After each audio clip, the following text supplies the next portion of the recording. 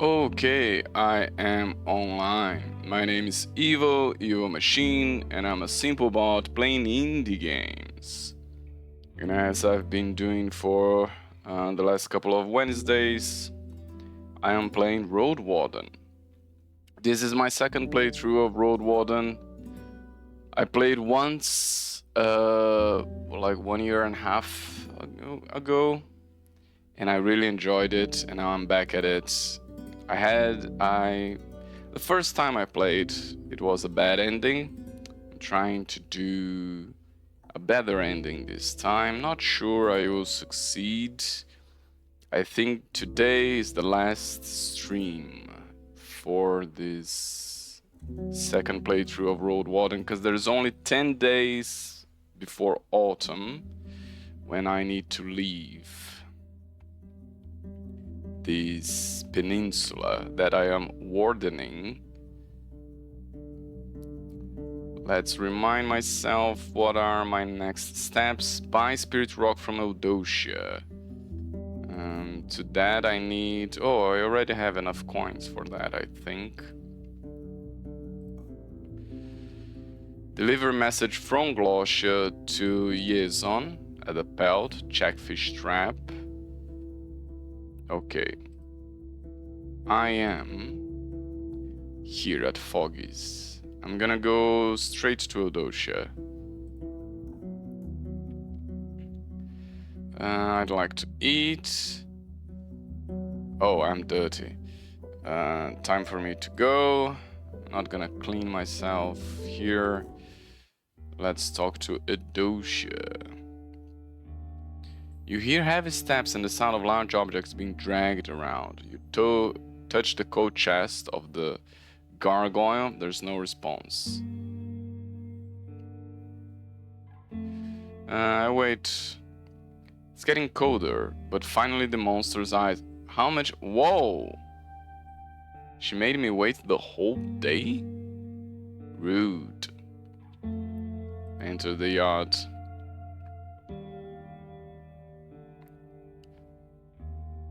Photios has sent me to buy a spirit rock for his daughter. He hopes it's going to enhance Phoebe's Neoma.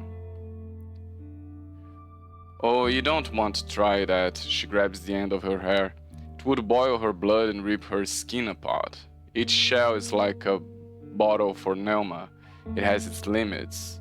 You can train to contain more of it, like I've been doing for more than 20 years now. But there's no magical rock that's going to do it for you. But if you want, I can still sell it to you.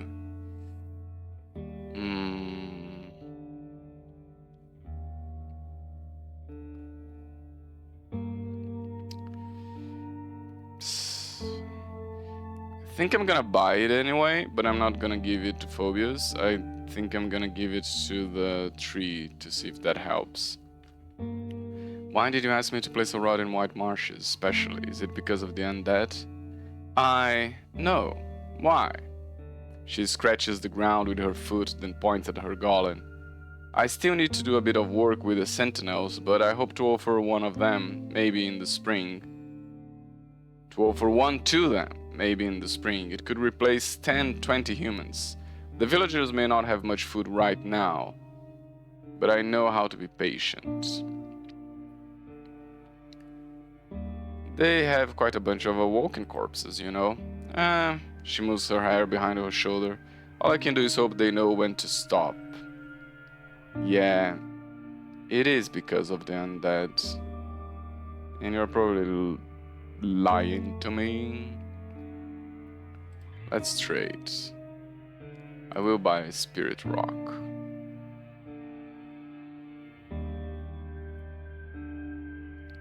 I've heard about some bandits. Don't they bother you? She puts her hands on her sides and straightens up, displaying her unusual height.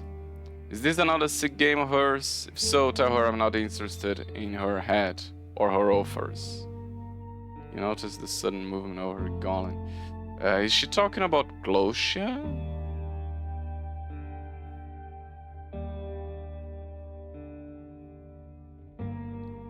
Okay, that's all. Thank you.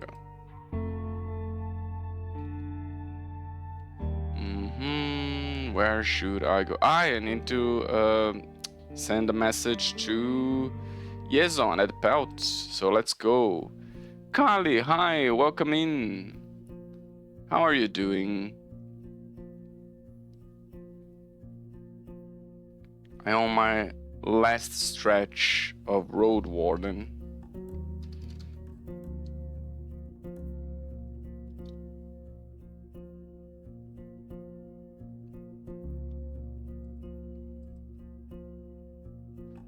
The lights are promising a refuge. The guards have bows and spears in their hands, and some rush to the gate, only to close it again right after you ride inside. Bored with life, Roadwarden? One of them grumbles. Hadn't you noticed it's almost dark? Well, Adosha made me wait for like 8 hours. Not my fault.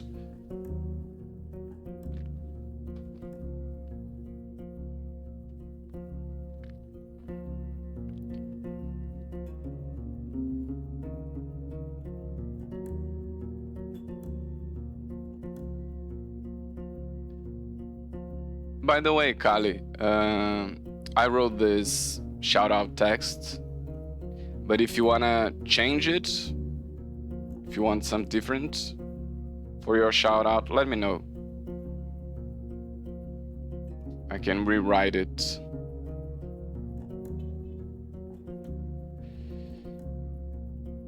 I have a message from Thais. It's about oranges, yes, and also Glossias. Let's see how he reacts. You explain the matter, and when you mention necromancy, the innkeep gestures for you to sit at the table. He walks behind the counter, fills up 2 mugs, and sits down with you. The beer he offers you is full of hops, yellow, thick, and cloudy. The smell alone makes you think of sweet and sour fruits from the distant south.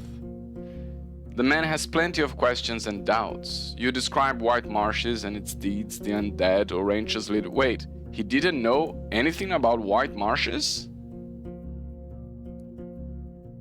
Nobody talks to him about what's happening in this peninsula? Thais plans. It goes on for quite a while, with you doing most of the talking. In the meantime, a couple of hunters gather in the room and listen to your conversation in silence, keenly observing you. Your thoughts run toward your ex. Wait, why? And Yezon is done with his question. He spends a good minute observing the contents of his mug. Fine, his eyes steadily observe his mug. A couple of us will arrive at Howlers soon. They'll join you when you move on to the marshes. He nods to his companions and asks you if there's anything else. Okay, so there's gonna be a war at the marshes? I don't feel like it's gonna end well. About Glossia's band. He freezes observing your hands silently. He wants me to get the answers from the mayor or Hallersdale. I already talked to the mayor. They didn't give me much. I'm on it. I'd like to ask if... There isn't a... I talked to Glossia and... She had a message to you that she doesn't like you. Apparently the innkeeper and Glossia had an affair. And it did not end well.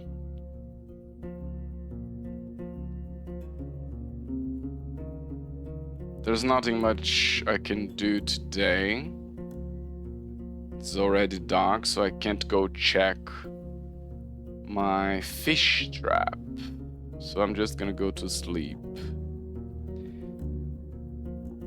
As like the first time I played this game, I am poor and dirty all the time.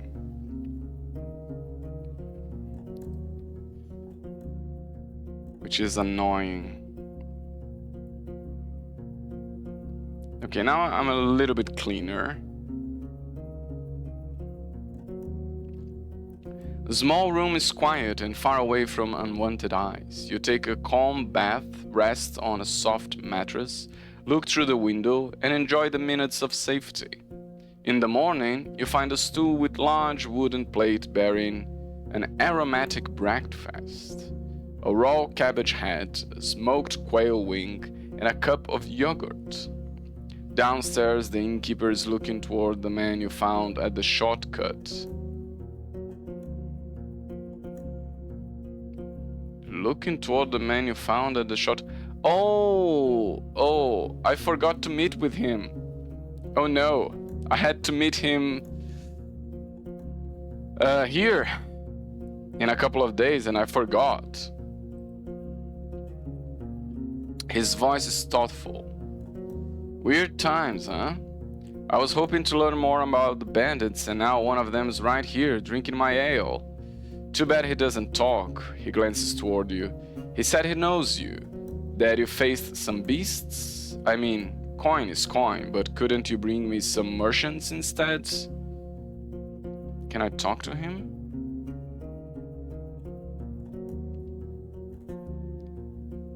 It's not giving me an option to talk to the man from the shortcut. Do I know his name? I kind of forgot. It's not Thyrsus.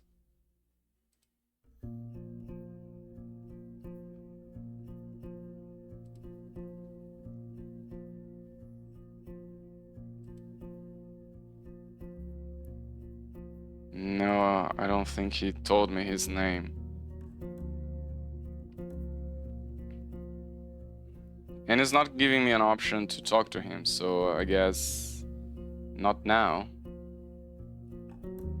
Let's travel. Let's check my fish trap to see if I have some fish to sell, so I'm not poor again. Yay, 2 fishes. You pull the rope and see 2 flopping fish inside. You prepare your axe, then open the lid and reach for your catch. You stun the animals one by one with 2 careful blows in the top of their heads, then finish them off with a knife, cutting underneath the gill plates. You spend another minute or 2 bleeding out the fish in the steam, then cover them with a waxed linen sheet. Should eat them soon. I'm gonna sell them actually. I set the fish trap again. I step away. I'm not gonna try to open the gate. I think that's gonna attract creatures from the forest. I'm just gonna go to one of my favorite places, the Beholder, the Necro Tree. You reach the crossroads. The tree branches and roots are moving slowly, in a way that can't be justified solely by the wind. The smell of the water hasn't changed a bit, but the cold breeze brings refreshing air from the meadows. I approach the altar. I offer a magical item. A spirit rock. As soon as I lay it on the stone slab, the pebble hisses for less than a single breath, then shatters into dozens of tiny rocks, not much larger than grains of sand. The tree greets your offering with the sound of moving straight. Come on, I've sacrificed so many magical items to you, and you're still not giving me what I need. What else do I have to sacrifice? Inventory. I will sacrifice one of the bronze rods. I just need one of them anyway.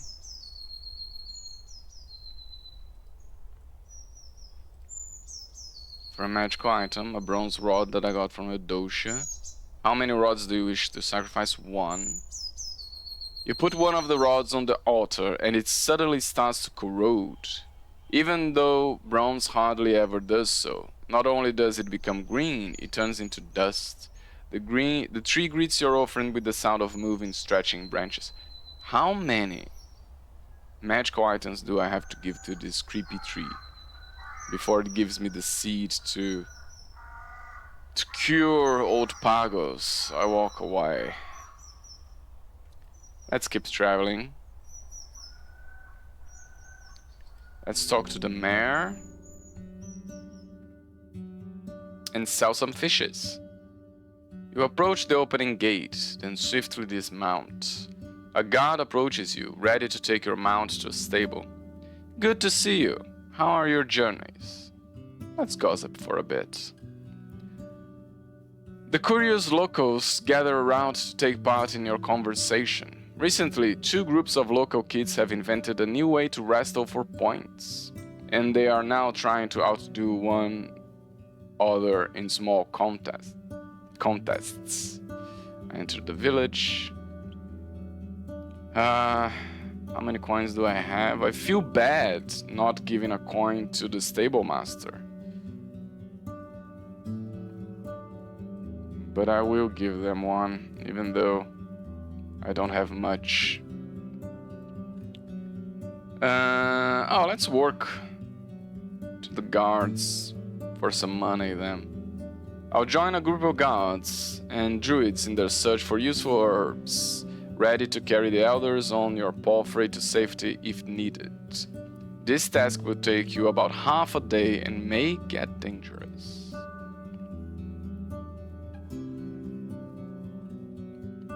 It turns out you don't have much to do. You get your job done quickly and with little difficulty. You approach the inn. The few souls at the tables converse with one another while holding their mugs or snacking on bread with either honey or salted butter. The innkeeper spends most of the time inside, cooking things for dinner, but occasionally he takes a break to make sure that his daughter, who is sitting behind the counter, doesn't need his assistance. Thais is nowhere to be seen. The trader is battling with a bunch of people at once, from time to time taking something from the wagon and putting it on the counter, then for some reason moving it back to where he took it from. I will talk to the innkeeper first to sell fish. I have 2. He takes our fish inside, making quite a bit of noise once there. When he returns, he's holding 2 small packages wrapped in waxed cloth, which should be somewhat waterproof. Thanks, let's talk to the trader. A hair pelt? Why not? Where did you get it? In creeks? I see no reason not to tell. You didn't say. His long fingers brush the hair of the dead creature. They are learning. We buy furs from pelt, but 5 rings? Okay, I'll take it.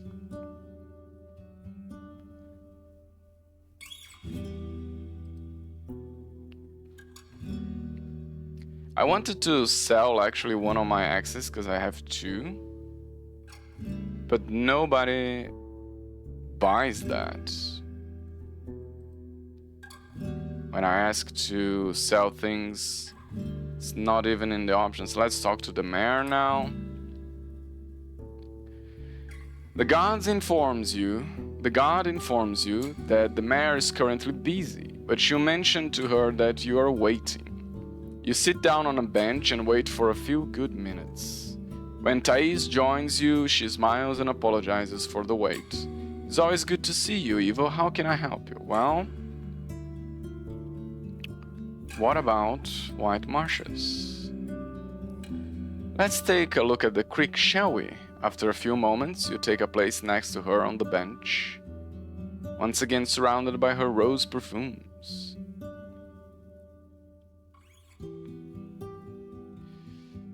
Let's talk about our allies. Having only one ally, the raid would present a great challenge. The hunters from Pelt will join you. You should begin your preparations in the early morning hours, preferably right after you wake up. You should expect an exhausting evening. You need to be in good shape. Okay, maybe I can gather more allies.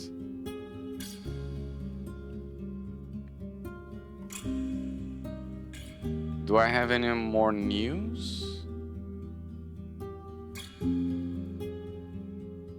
I don't want to tell her the mission about the guards and not about the druids either. Who else can I rally against the White Marshes? Do the monks? I don't remember if the monks... Let me check my journal.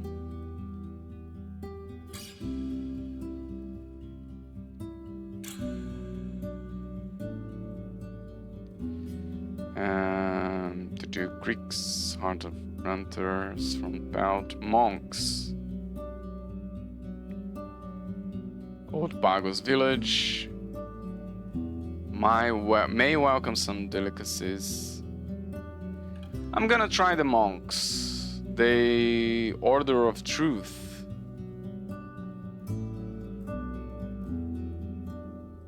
Let's see, Order of Truth. Pursuing knowledge in both spiritual and physical worlds.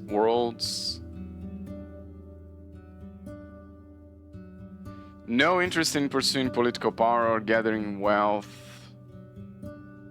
Live in small communities focused on gathering knowledges. Yeah, I don't think they will join. But I'll try anyway. Cause I don't think Creeks would join against the White Marshes.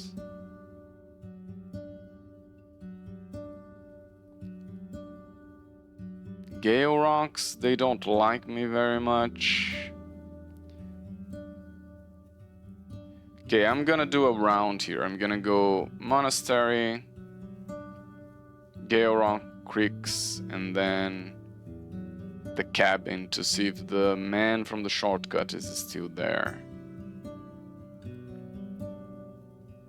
Okay, thanks for your time. I leave the square.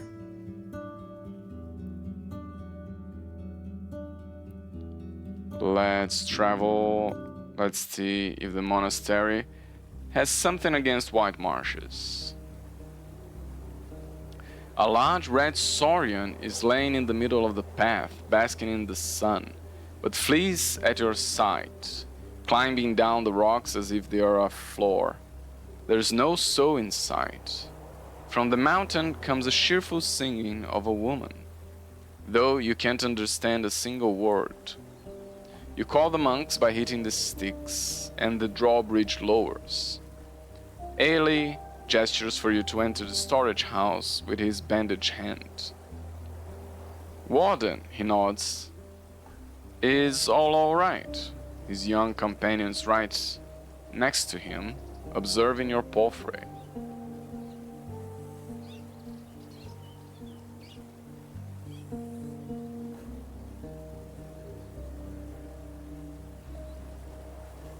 What do you know about the necromancers in the north?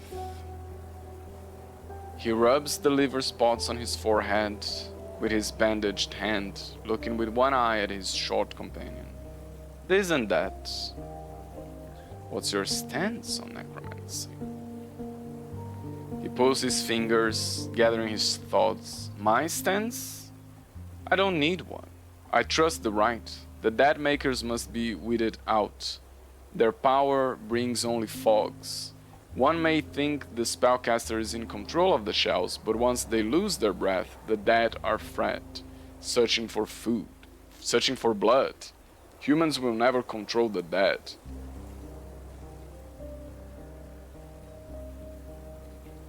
Okay, so you don't like the necromancers, but would you join against them? Any thoughts on Orantians? He's never been here. He's locked in that hut, a prisoner of his own conscience, speaking to his tribe as to children. Could there be a darker joke? A necromancer who calls himself a prophet? As he snorts, Decima puts on a wide grin. What next? An emperor bathing in blood? No follower of the right could survive such a fall. How does one deal with the undead? Well, Is it a single corpse, a squad, an army? Thou needest to learn how shrewd the enemy is. Can it sense thy presence? Can it use a bow or spells? As long as thou art alone, it's always better to run. The older, empty ones, even more so, those that weren't awoken by the fogs, get cunning, human-like, but with cruelty thou hast never seen. What was White Marshes like before the arrival of the priest? Far from lovely, his smirks soften as his eyes grow worried. It's been struggling for years with food, children, the beasts of the bog, the traders. They were strangers to us, even in the old days, when they used to join old pagos in their pagan feasts. He looks at Decima, who listens to his tale curiously. But then, the monks arrived, and that bridge went down with flames. When the missionaries reached the bogs during the years of war, there were already some wounds that could never be sealed, not even by a shared prayer. Let's see, quick save just to be sure. Let's see if they would join against Oranges. Ailey turns around, gets closer to the rock face, and observes the hourglass, listening to your case. I already know our prelate's response. His tone could be explaining that every autumn is followed by winter. Thou mayest think there's a difference between the tribe of druids and the tribe of necromancers, but they are both lost to their desires. With enough time, they'll find themselves dwindling. There's no reason for us to interfere. Yeah, I thought the monks wouldn't. Let's see if... Oh no, it's too late to go anywhere. Too late to reach Gale Rocks.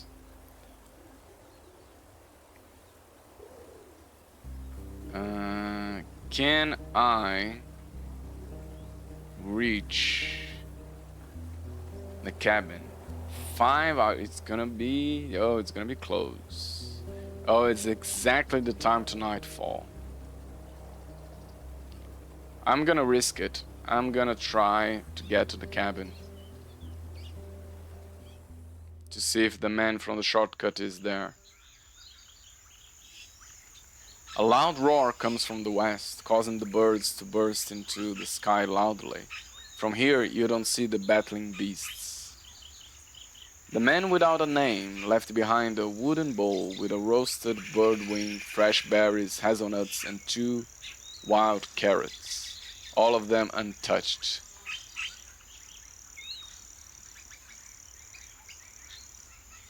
Could be poisoned. I don't think so. Nobody knew he was here, and why would he leave it? But I don't need to eat right now. Oh, I don't like that sound.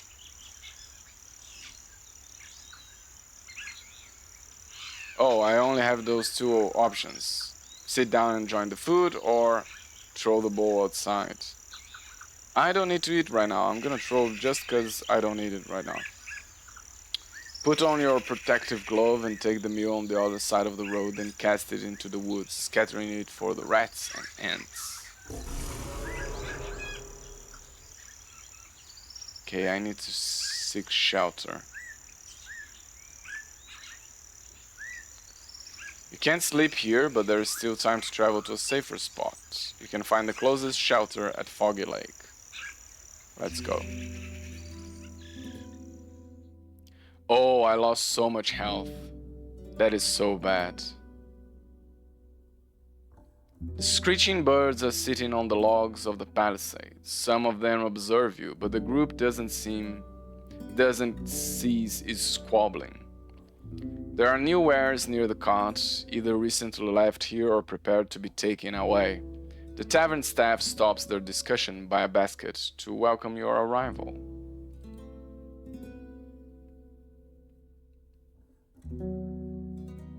Do I have things to sell? I don't think so. No, I don't.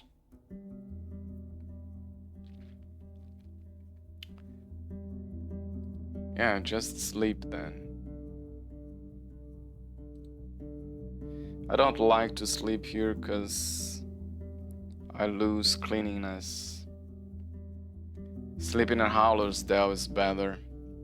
Listening to the grunts of the annoyed aggro makes you feel uneasy, but at least the furs covering the floor are helping you relax. You don't even notice when it's already morning, and while the smell coming from the lower floor is not inviting, at least it's not you who has to take care of it.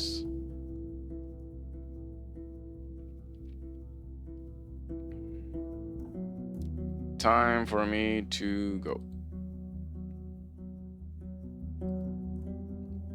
Foragers still don't trust me enough. Let's go to Creeks. I think I can clean myself a little bit there and see what they think about white marshes.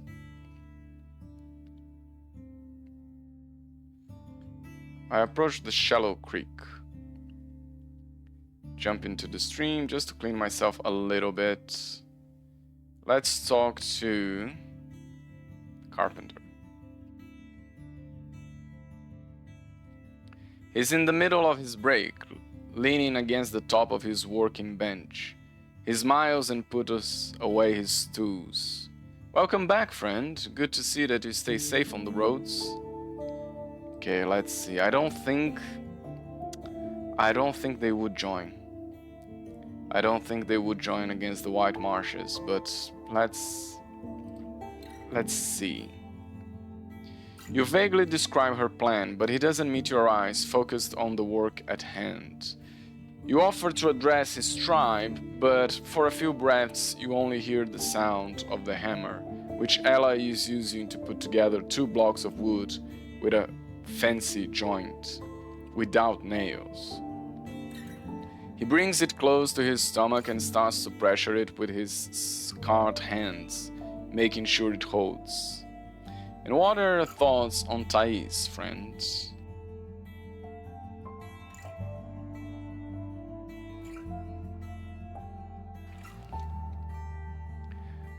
I enjoy her company? No, not at all. She has her flaws, but she's useful to me. Yes, that is true, but I don't think that's a good answer. She's a liar, better to keep her at distance. She's not a liar per se, she lied once to me. She's ambitious. There may be an evil spirit in her, no. I think she's a strong leader, is the closest one to the truth.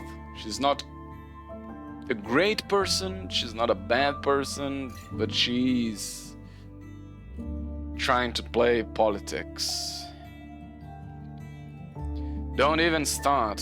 He puts the frame on the workbench with a loud thud. A strong tyrant, eh?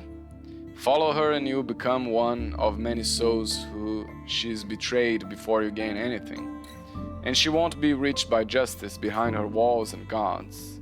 He looks at the cuts on his hands. If you want to get out of her plots unscared, deal with Oranchers on your own, without the villages. The tribe of Creeks already agreed to not step in, and if I were to tell everyone that Thais wants to stain her hands through us, they would refuse twice. That is actually good advice, trying to deal with Oranchers on my own.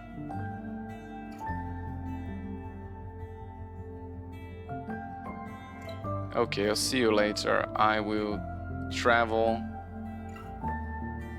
Let's see if Gale Rocks has a different opinion on Oranges. You ride by a patrol from Creeks that's caught in a cart loaded with timber. They greet you politely, mentioning the growing safety on the roads.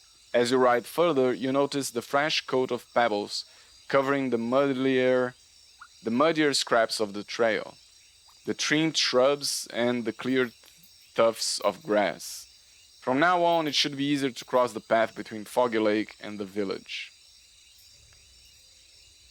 Finally, the locals are waking up. They just needed a little bit of help.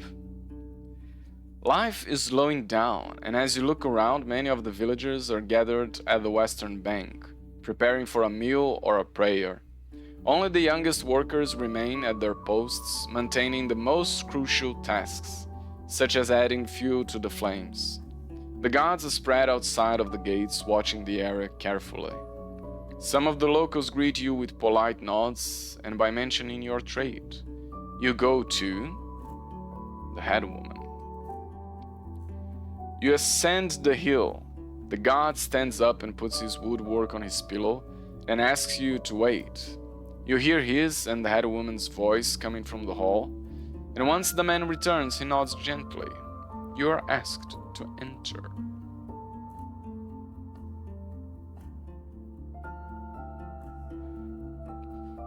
Severina puts away her writing instruments, glances at you, then frowns. The closer you get, the more annoyed she seems to be, but she says nothing. What are your thoughts on the necromancers? You almost jump away when the crossbow woman shifts her position, but she turns out to just be uncomfortable with the way she's sitting. Severina smirks, but as she starts to speak, her voice grows worried. What happens in White Marshes is a sign of cowardice and weakness. I've seen my share of harsh years, and I sympathize, I do, with tribes that had to feed their people with tree bark, or decide which mother will eat enough to feed infants. But all them walking corpses will get out of the charms and murder their masters like they always do. And instead of hunger and cold, they'll face the end of their souls. All we can do is keep ourselves safe. You try to ask a few more questions, but to no avail. We don't really travel there often, stranger, and some of the knowledge we gather of this place is for our ears alone. Okay. I will... Oh... Yeah, I found the trail of the lost merchants, but I'm not sure it is the kind of information I want to share right now with you, because it might lead to a conflict with Glossia, and we already have a conflict with White Marshes going on. So let's try White Marshes first.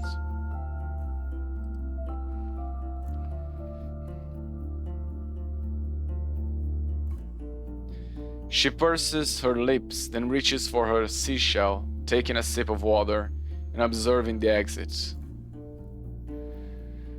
Alright, I can't answer without speaking with the council first, but no matter what we decide, I think it's time for a group of our fighters to experience Howler's hospitality. Tell Thais she'll have some explaining to do. The decision will be made when the time comes. Okay.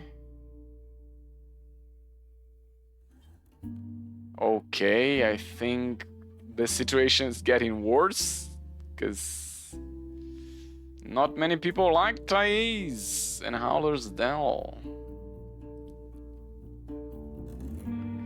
Fine, farewell. Let's travel then to the place itself. I will travel to White Marshes. See if there is any option to solve things on my own without a conflict. I think there's no way to resolve the situation with Oranges alive. But killing Oranges will release all the undead, I think, which is not a good option either.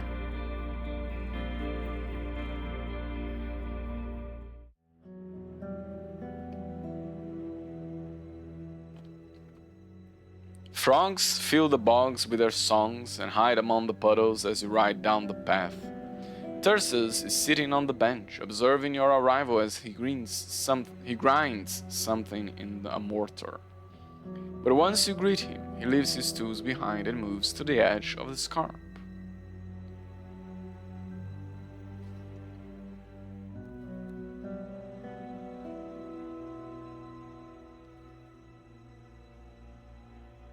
I shouldn't have come here with half vitality. That was a bad decision.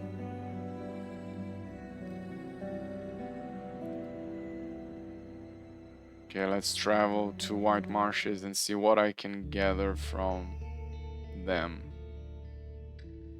Most of the undead are in the fields, but you could swear that one of the skeletons is staring at your axe. You step aside and the absent gaze of its empty sockets doesn't move. I approach Valence, here to trade. I have 4 rations. Oh, I could sell fish to them. Good to know. Let's talk to Helvius.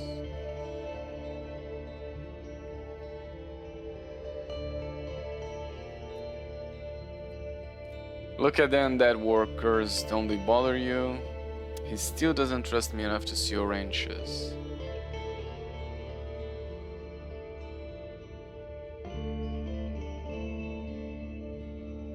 If I ask to place one of the Adosia's rod, he will tell me no. How do I gain his trust so I can see Horatius?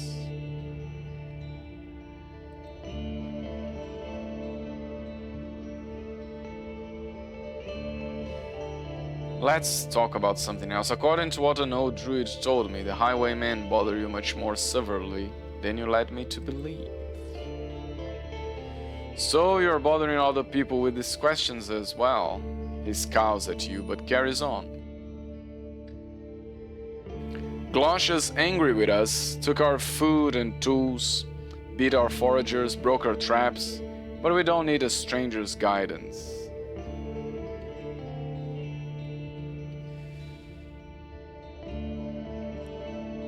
I'm trying to solve the situation without a war, but you guys don't talk to me.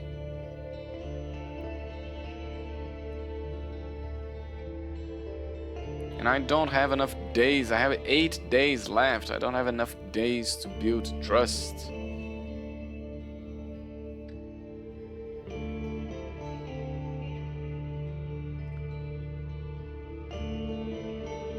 Okay, farewell. Let's travel. Let's go back to Howler's Dell. I want to have 1 night of sleep at Howler's, because there I get cleaner and I can refresh my vitality, which is in need right now. Is there any place I can stop by on the way?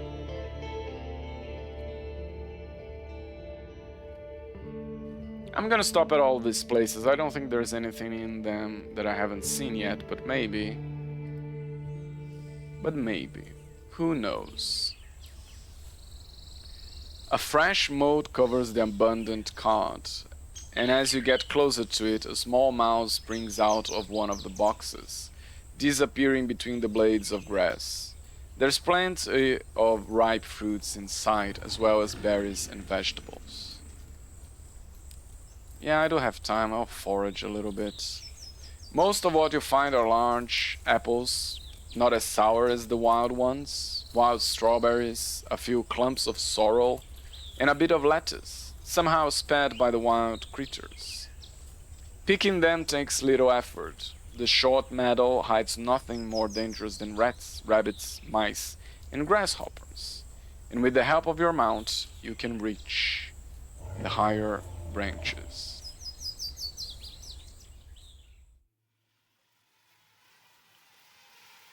A dance of flies, gnats, and mosquitoes is disturbed by the arrival of feasting dragonflies, though they present no threat to the sheer number of the blood-sucking creatures. You're standing on the northern bank.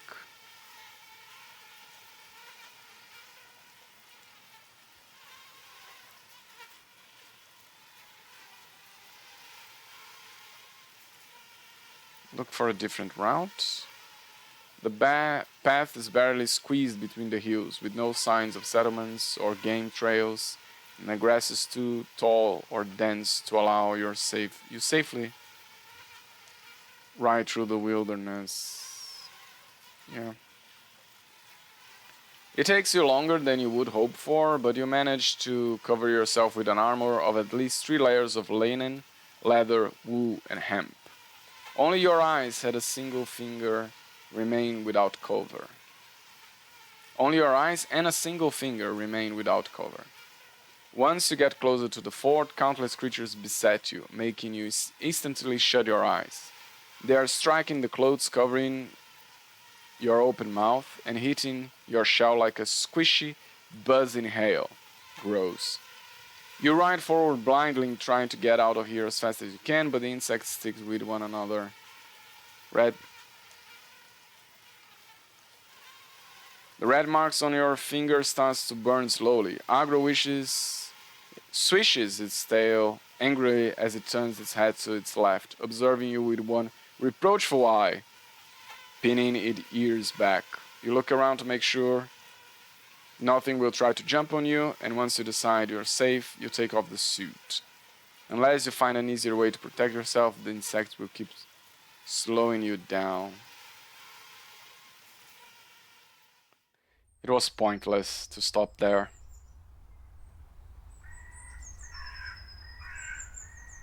Seems pointless to stop here also.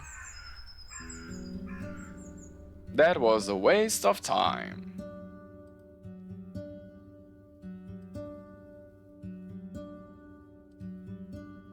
To stables, I pay the stable master, let him work. I go to the tailor actually. Can you repair my gambeson? Perfect. Main square. Let's go to sleep.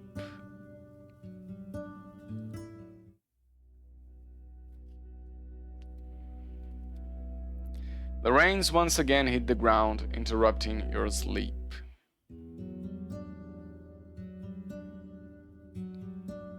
You spend the night in peace in a clean bed with a tightly shut window and a warm blanket.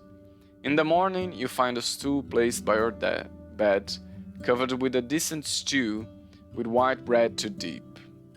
Once you get dressed and go downstairs, a young boy who's covered in mud and speaks unusually loud and enthusiastically mentions that Agro has already been brushed and watered. You nod, but he runs outside without noticing it. The innkeeper is sitting near the door, from time to time carrying out another bowl with either stew or gruel. Let's talk to the mayor again. I bring news about Glosh's band. The only place bothered by the raids is White Marshes. The people from Gale Rocks and Creeks have faced no issue. She exhales and raises her open palms. So there's no reason to worry. The people of White Marshes are no friend of ours, and if Glosha is eager to bother with the poorest settlement in the north, especially one filled with Awoken, it must be personal for her. We have no reason to stand in the middle of it. She straightens up and adjusts her cape, then stares into your eyes. Her voice is solemn. As the mayor of Howler's Dell, I appreciate your concern. But I don't share your apprehension. The guards of our village will stay on our walls. Be sure to come see us soon. We would gladly share a lamp and tail with you.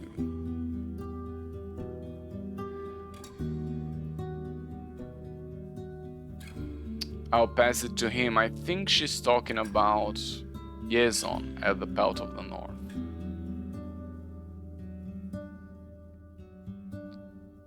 She turns back towards you. I don't really know your plans, Evo. Are you planning to stay in the north? I already have a family. No, I don't. I'm not looking for a new place. Maybe. I smile politely. She frowns slightly, and it's the innkeeper who speaks first. The peninsula could use a regular warden, especially one who's knee-lazy. His wife squeezes his hand gently, and soon after he leaves the two of you alone. Her gaze is rather absent. Okay, so about White Marshes. Let's talk about our allies. With 2 allies on your side, you outnumber the village defenses. The hunters from Pelt will join you. Severina promised to help you. She didn't promise. She said she would think about it. You should begin your preparations in the early morning hours, preferably right after you wake up. You should expect an exhausting evening. You need to be in good shape.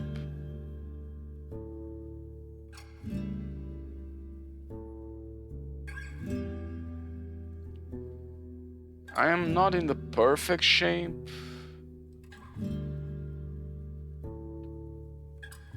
I will do small tasks today.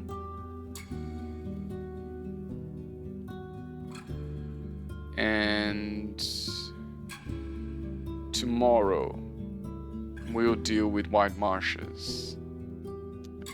I don't think it's gonna end well.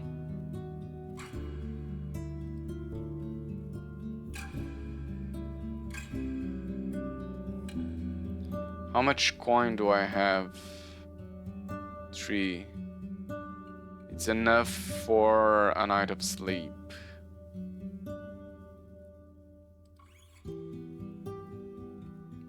So I'm not gonna do anything dangerous. Just gonna check for the fish.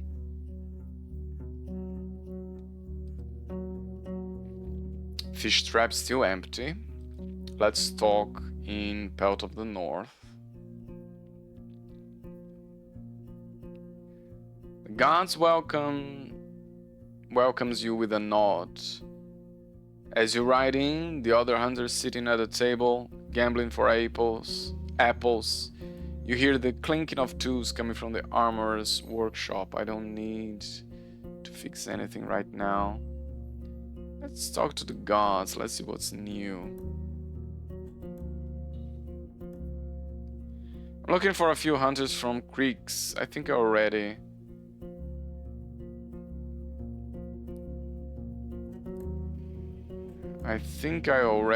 asked them about this. I don't know those names. She looks at her companions, and while there's someone who claims to have met them, he has nothing to say about them. She then glances at the boar, which is now very interested in the smell of your boots, and giggle. It's a long way here from the creeks. I mostly speak with Ephraim. Have you met him? Sure, he's a nice guy. Well, maybe I wouldn't say nice, but there's charm to his vigor.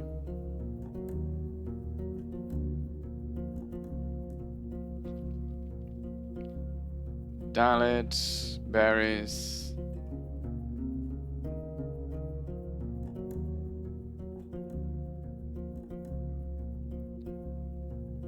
Let's talk about Quintus.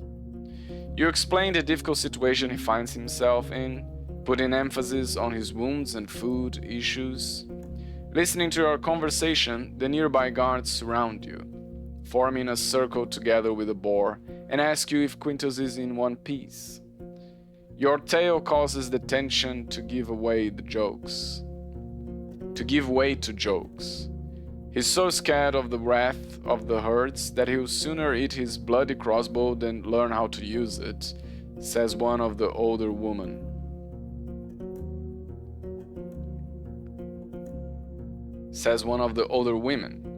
Let's give the poor guy a break, Dalit interrupts, which is not welcomed by a one-eyed man who comments that he's not even here. After another minute, she grins at you. Thanks for your telling us. We'll change some plans and get in touch with him during our next trip. Come on, not that. The same man chips in, but quiets down under the redhead's stare. Okay, I walk away, enter the inn, I talk to The innkeeper.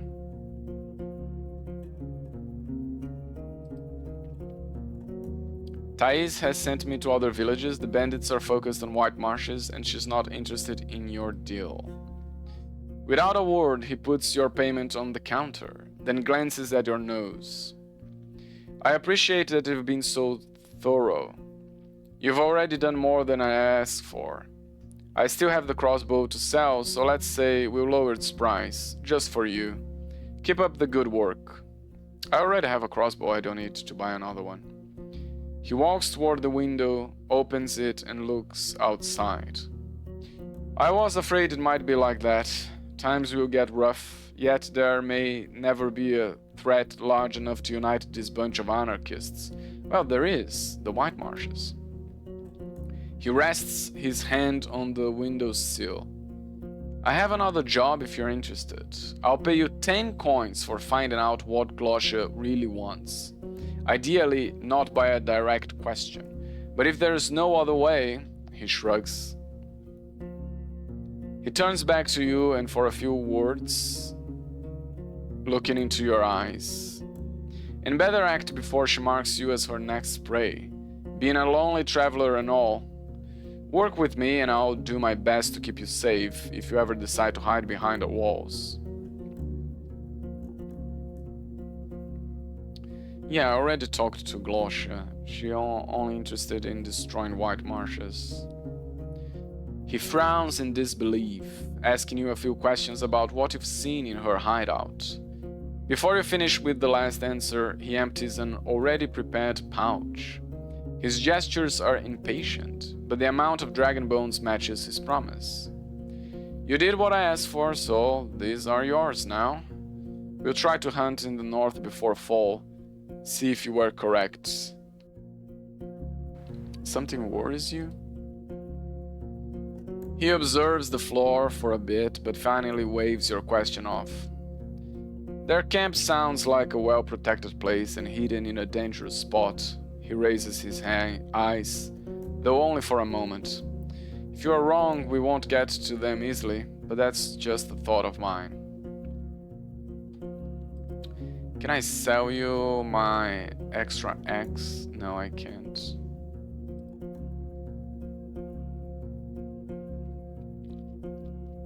I think Glosha would join the raid against White Marshes, but I'm not willing to risk.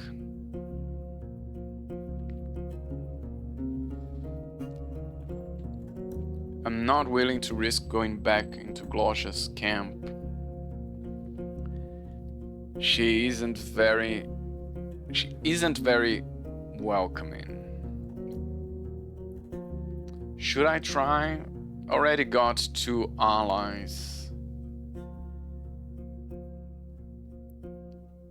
to deal with White Marshes.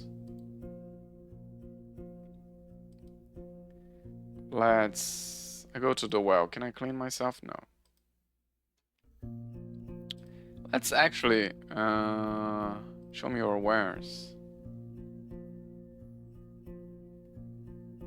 No, you don't have what I need. Let's travel back to...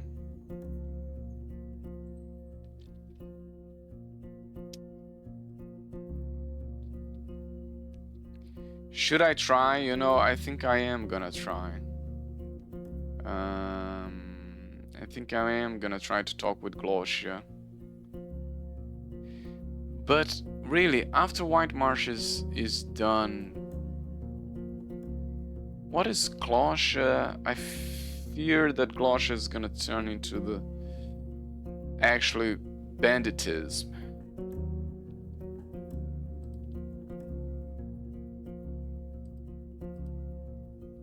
Against the other villages.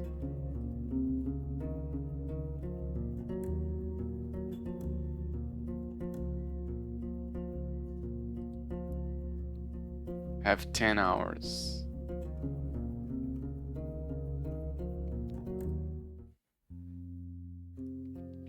I'm gonna try to cross the heart of the forest again.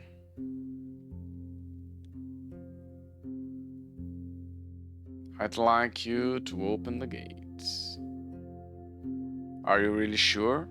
Yeah, I'll enter the forest.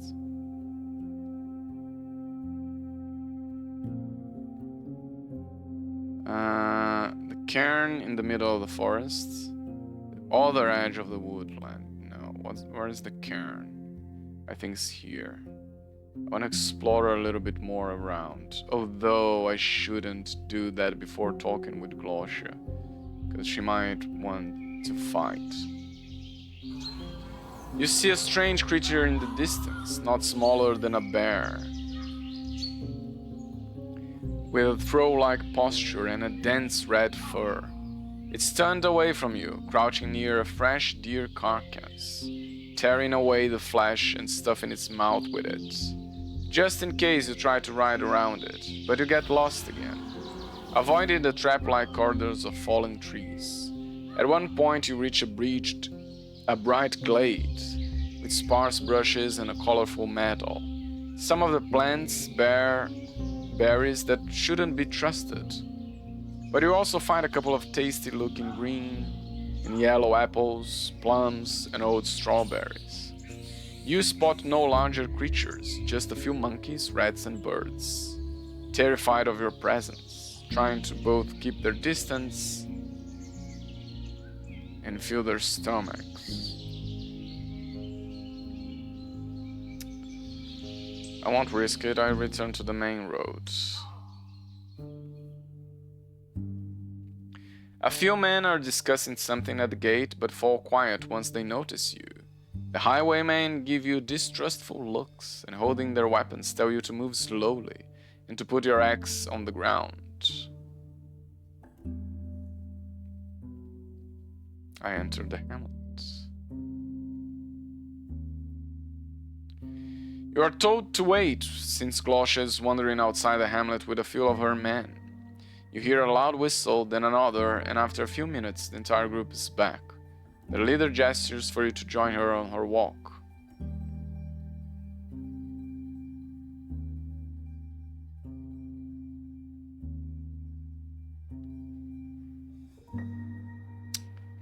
I don't want to talk about Astarion or the merchants, because I know you got them. I wanted to talk about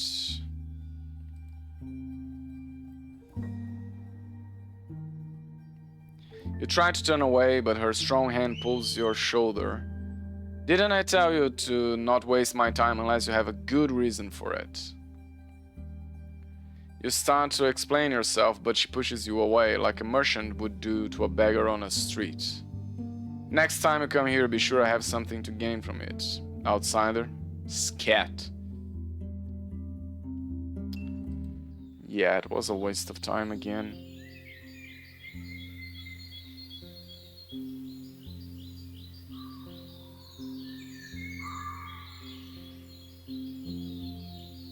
Four hours.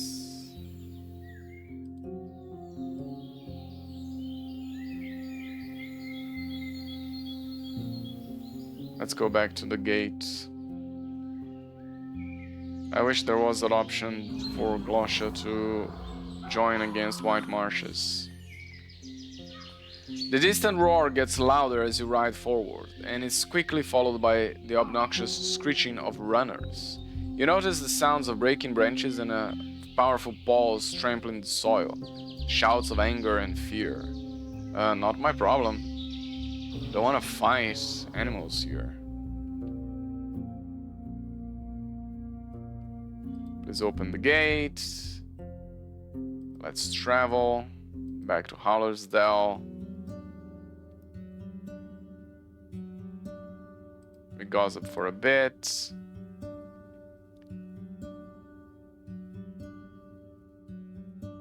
Stable master shows up soon after you step away from Agro. Yeah, let's give him a coin. Main square. And I'm going to sleep.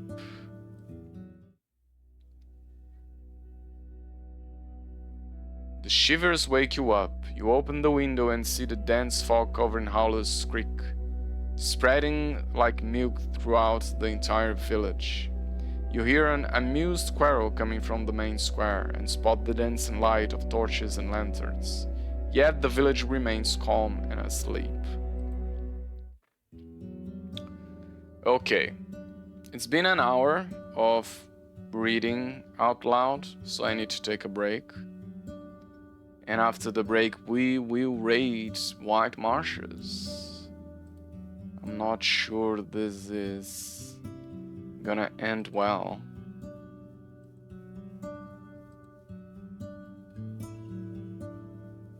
But anyway, I'll be right back.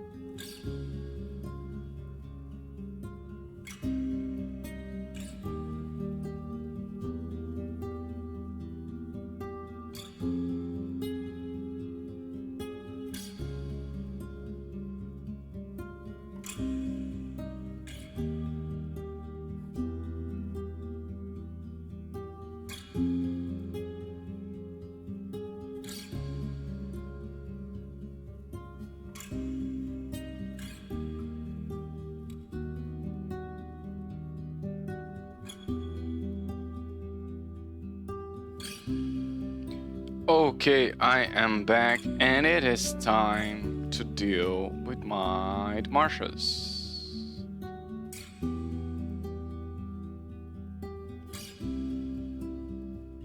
About our allies. Let's head off this evening. We don't have much time. She straightens up and adjusts her dress. I'll handle the supplies, shelter, torches. With the help of your friends, we can get rid of the necromancer this very day. She looks into your eyes, then puts on a wide, innocent smile. I'm counting on you, Evo. Safe travels. Before you respond, she heads toward the closest guards, leaving behind the strong scent of roses. Time to prepare.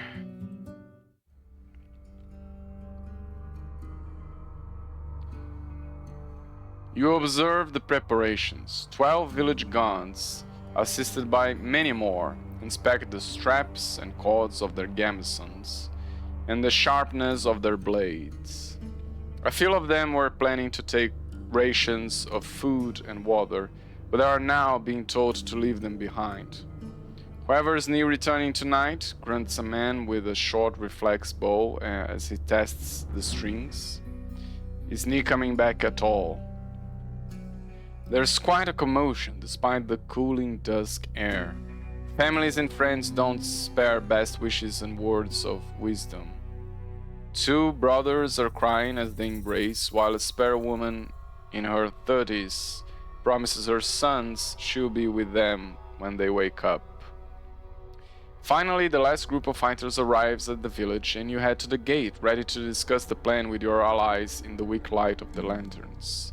Thais shows off her dress, powders and rouges, with her deep, deer-shaped buckle glimmering at the edge of darkness. When she speaks, others listen. When she makes a joke, they politely join her chuckle. People half her age look away in embarrassment when she catches them glancing at her elegantly spread hair, red lips, and revealed neck.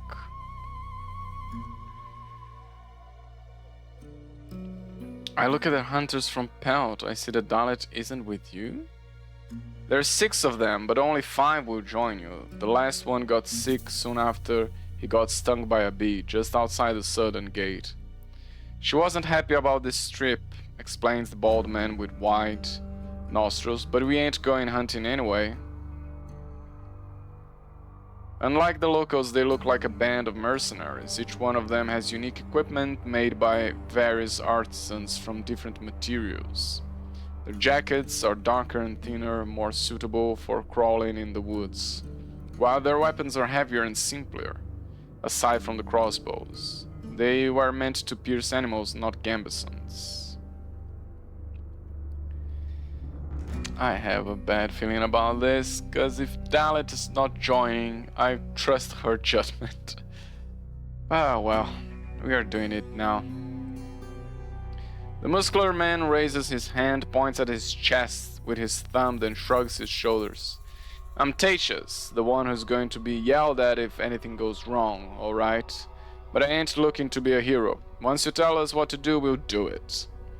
The 9 people who assist him are grouped a few steps away, eating dried fruits and paying little attention to the gathering.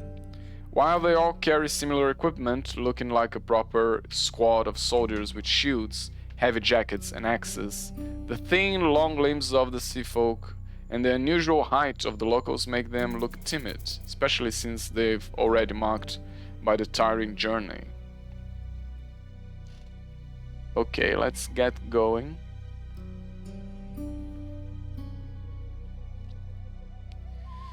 Very well. Thais clasps her hands on the stomach and continues to use her city folk accent. I've already spoken with Evo about the village's defenses, and I recommend a simple deception. She looks at you with an encouraging smile. In the cover of darkness, you beg at the gates for help, horseless and wounded. Once they open, she raises her palm, moving it slowly from right to left, vaguely gesturing at everyone around. The others who by that time will have been hidden beneath the wall with dark cloaks on their backs, will get to their feet and charge inside. Catch as many hostages as you can and force the others to let you meet with oranges. Not a laudable maneuver, Tachos from Gale Rock's sights. But if it works, we'll get what we want without bloodshed. Yeah, which is what I want. To avoid the bloodshed. A huntress clicks her tongue. And what then? Do we... She makes a neck-breaking gesture. What if they don't let me in? I guess it will be the last time I'm ever let into that village.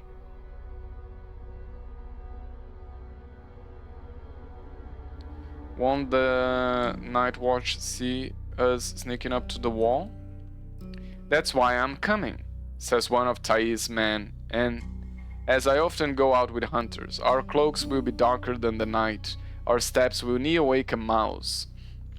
His voice is calm, even bored.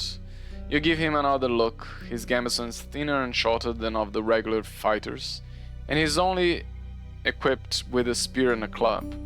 It takes a few moments before you recognize his bearded but young face. You saw him a few times by the village square, always dressed in the long robe of a druid.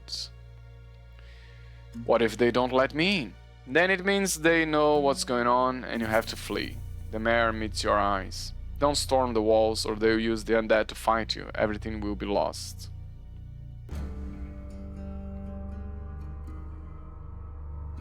Here's what we are going to do next.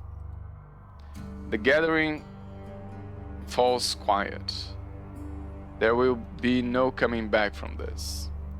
We need to avoid risk. We'll demand that the villagers hand the rations over. No disputes, or we'll threaten to kidnap the hostages. Then we'll take him away so he can't turn back to necromancy. I'll meet with Oranges and use what I've learned during my journeys to open his eyes. Having him give up on necromancy will convince his followers, and may save the bridge between them and the rest of the peninsula. I don't think he'll turn away from necromancy, but I'd rather talk with Oranges first. Thais gives you a puzzled look. The more time you spend in the village, the more opportunities you give the locals to regroup. And what if he won't listen to you? Once you lose the advantage, you'll no longer be able to take him by force.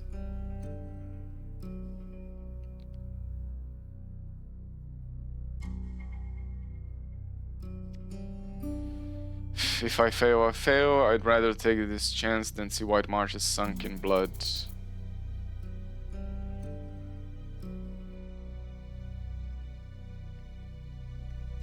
Oh, tough choices both.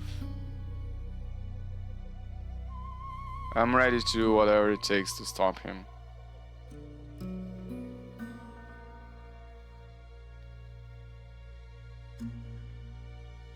But yeah, I'd rather take this chance than see White Marshes sunk in blood.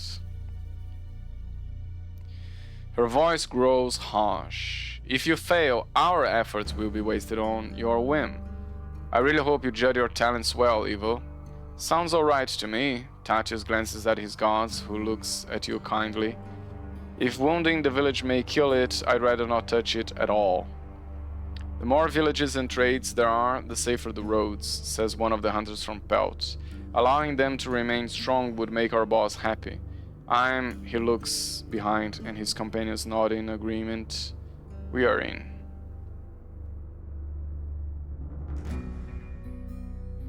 If we push too much,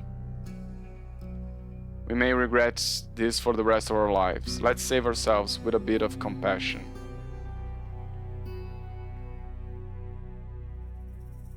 Yeah. Oh, I had a bad feeling about this. Things are going smoothly. The wild beasts worry about your loud and large band, keep their distance. With the druid's help, you find a somewhat safe, though wet, route around the creepers, and after observing the lantern carrying wall paid. Sometimes I forget how to read. And after observing the lantern-carrying wall patrols, you manage to sneak up, hiding in the shallow moat. After all, the locals were meant to keep an eye on the creatures of the night, not invaders.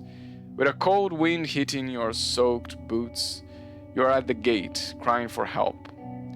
The guards call to one another, afraid you may be in danger. Open the gates, you are safe now. The last few words are aimed at you.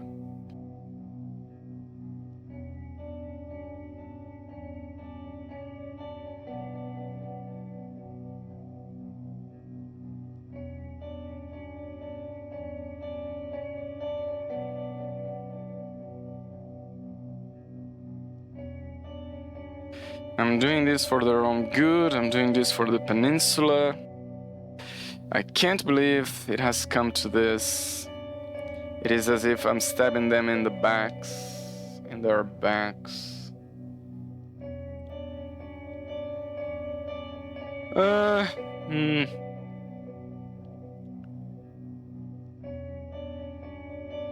I do think that the bringing back the undead is a bad choice. So I'm doing this for the peninsula, and for their own good.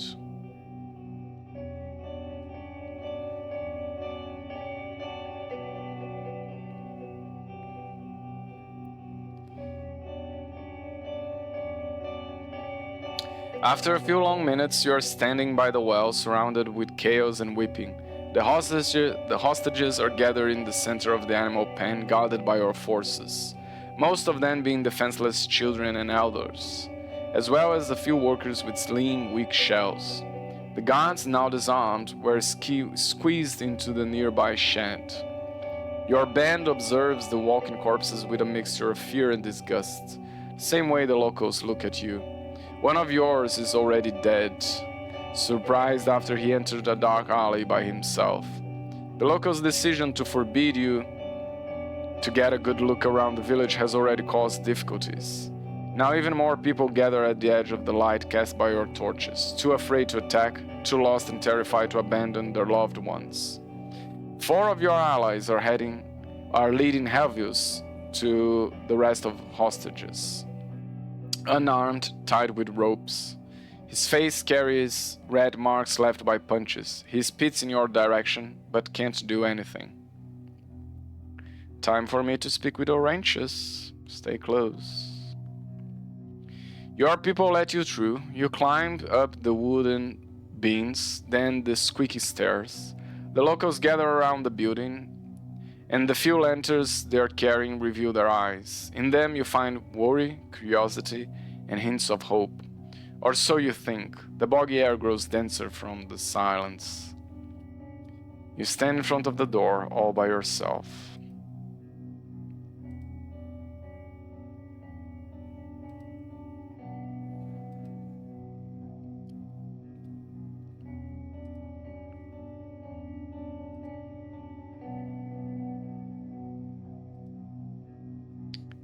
Playful is not the mood right now, but I don't want to walk in right away. Don't know what's waiting on the other side. I'll just knock gently. You wait for a few breaths, then hear the hoarse voice of an elder. Not hungry. Oh, he doesn't know why I'm here.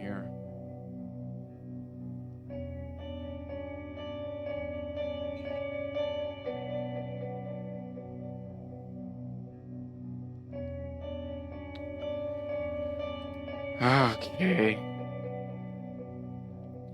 Forgive me, but I need to speak with you. Let me in. We need to talk. In. You push the door, making the weak flame dance under the touch of cold air. The man gives you a reproachful look from the bench. The chamber is humid and smells of sweat. It's lit by a single wax candle that stands beneath a brass hourglass, dangerously close to an open codex, whose pages are covered with fresh letters. While the large collection of parchment must be of great value, the man has hardly any possessions. humble bowls and cups, writing instruments, enough candles to keep him company for the next 10 days. You glance at a single pelt placed on the floor. To step on it, you'd have to curl up your legs.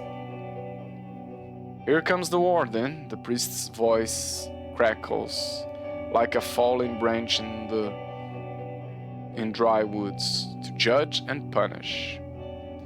Before you respond, he turns away. Or why else would the city send you against me? Not to hold my notes, especially with the band you've gathered outside.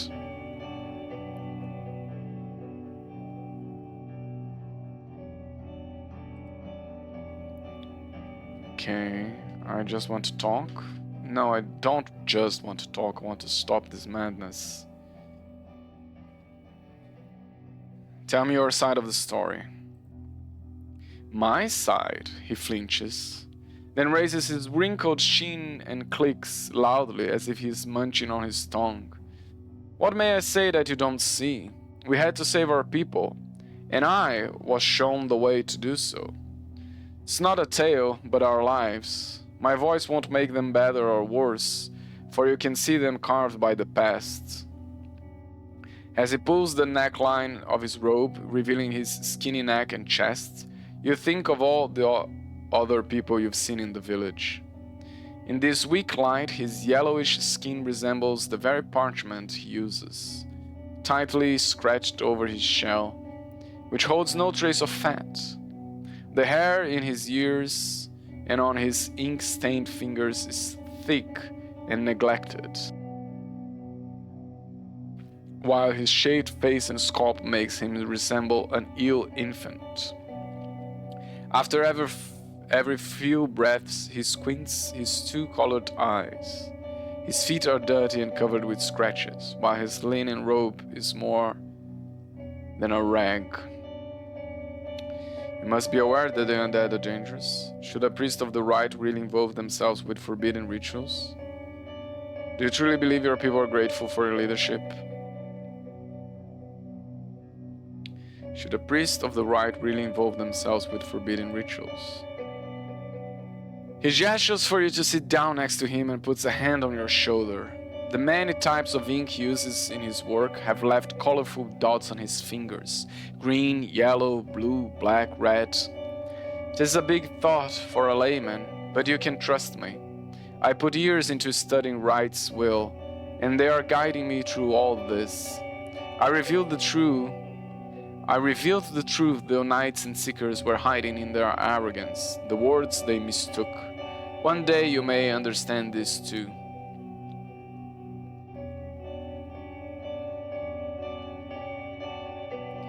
As a follower of the right, I'll try to follow your thoughts on this. Explain them to me.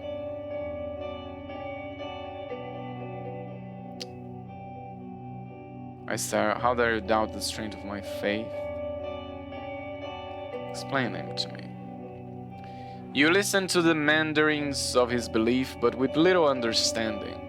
A few of his ideas seem to be completely detached from one another, and as you try to point this out, he asks you to repeat his argument back to him, proving that you fail to remember a few crucial details. After a few minutes of back and forth, he raises his chin. A mocking twist crawls into his lips. Now you see, Wright's mysteries take years for prayers and studies. It's not a pastime for wardens. You must be aware that the undead are dangerous. When left to themselves, like the flame for hearts, he rests his elbows on the table and puts a finger on his lips, rubbing them gently. They are the night that follows a shell's day, but like lightning or the wind, merely a part of our world. Once you're gone, the awoken shells will be out of anyone's control and will threaten everyone in the north. You are playing a dangerous game. The shells you're using aren't just your own dead. You stole the corpses of other families. There are ways to get things done without necromants. Instead, you could support Odosha's work and use one of her golems. Once you're gone. At first it twitches, as if your words have pinched him, but then twists his lips in anger. And who taught you these old tales?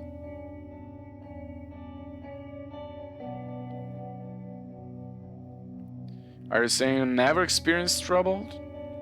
You are not sure if he noticed that you avoided a question, for his voice suddenly grows stronger, and he rests his hand on his side proudly. This is the truth, my people don't die as much from hard work anymore. Their walking shells may be unsightly, but we've had no accidents, no tragedies. Yet, you add, but he spares you only a snicker.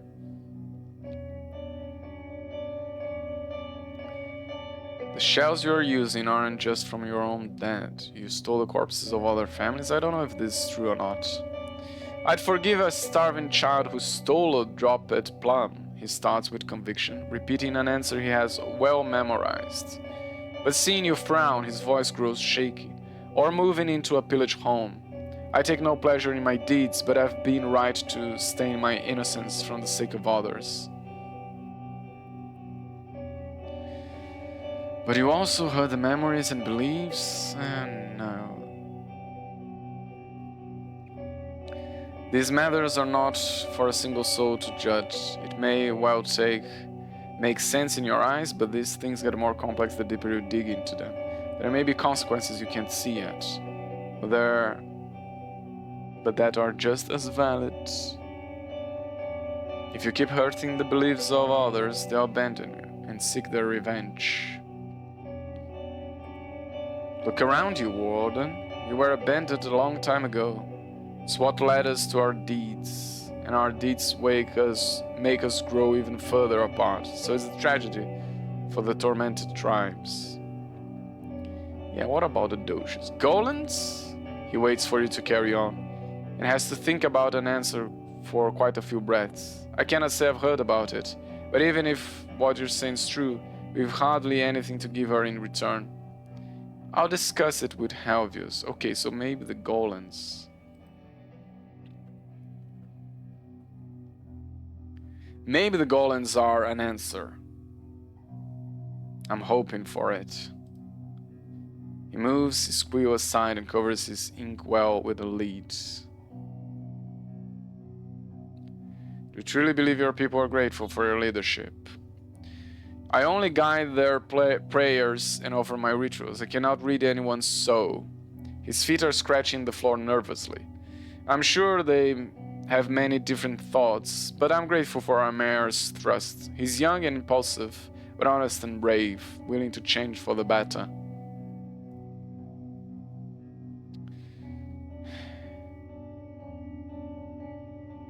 They struggle. He straightens up, leaning against the table with his hands, as if he's stopping himself from getting to his feet. How can you throw this at me, Warden? Don't you know our past? I offered my Nelma to the others only after our children had started dying, with bark and toads in their teeth. You try to add something, but he scoffs and waves for you to forget it. I won't listen to what you think for our people, stranger. Squints his eyes, seizing you. Bah? But you can still turn around from this path. Forget the path, start anew. But you are reaching the point of no forgiveness. Stop before someone stops you. But try to see the situation from the perspective of the other tribes. They are afraid. But I have faith you'll find a path forward. With me around, the peninsula is no longer hopeless. Oh, I can't save the peninsula. But the merchants and officials of Hovlavan are interested in the peninsula. If they come here, your people will face persecution. Which is true.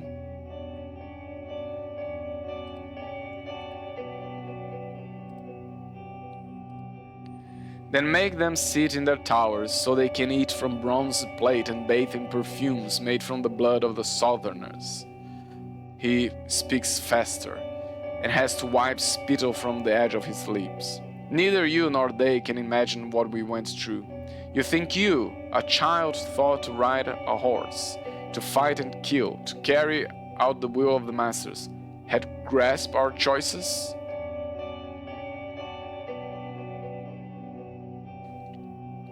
In this weak light, his yellowish skin resembles the very parchment he uses, tightly stretched over his shell, which holds no trace of fat. The hair in his... Okay, already read that.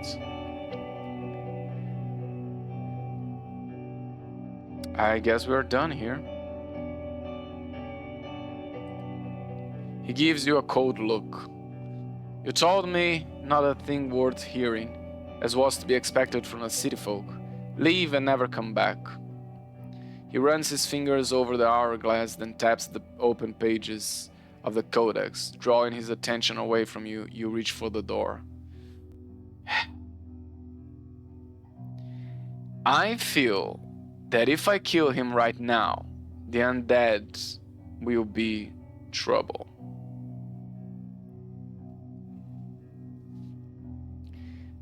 But if I don't,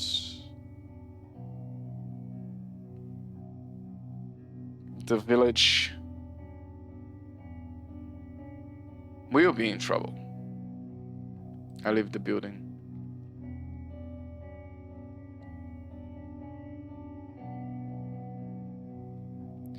The gust of night winds eases your breath. Only now do you realize how much sweat has gathered behind your neck. Your allies are still safeguarding the building, while the terrified and exhausted villagers, sparsely lit up by candles and torches, are surrounded the place so tightly that many of them have their teeth in the chilling water.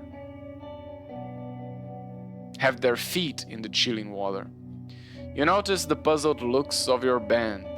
As you shake your head, the silence grows tense. Then the locals sigh with relief, hitting you with mockery and threats, even though their own defenders, together with the mayor, are still gathered in the shed, and defenseless as they are hateful.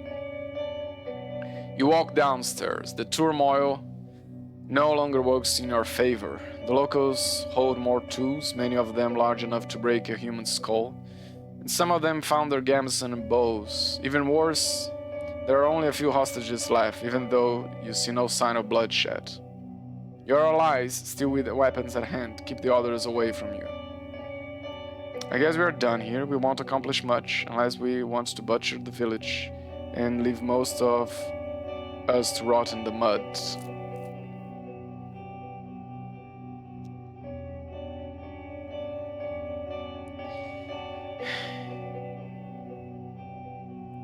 Was that the right decision?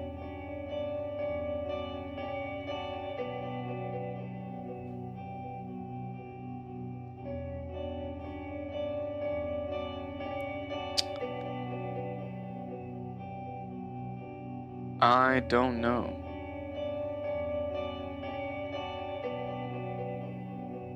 Should I come back and kill him?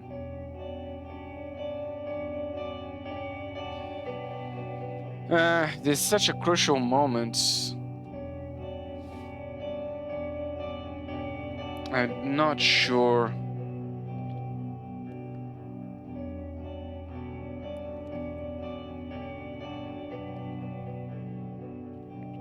I feel like killing him will release the undead. Not killing him will make everything worse between the villages.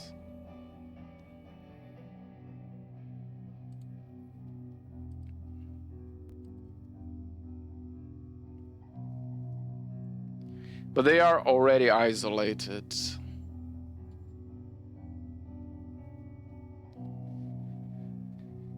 You know what? I'll not turn back in the decisions I made. I'm not gonna... Yeah, I'm not gonna go back to a save point and redo it. Those from Gale Rocks nod in agreement while the others are torn. Well, we tried, shrugs one of the hunters. Our homes will need us, capitulates a guard from Howlers, and the others head to the gate. You notice that your allies still haven't dropped the weapons taken from the locals and carry large filled sacks you haven't seen before. Same goes for the hunters from Pout, the group from the north who keep to themselves, scowls at the others but say nothing. Should have expected this, I say nothing. It's not the right time to get into an argument. We need to look strong.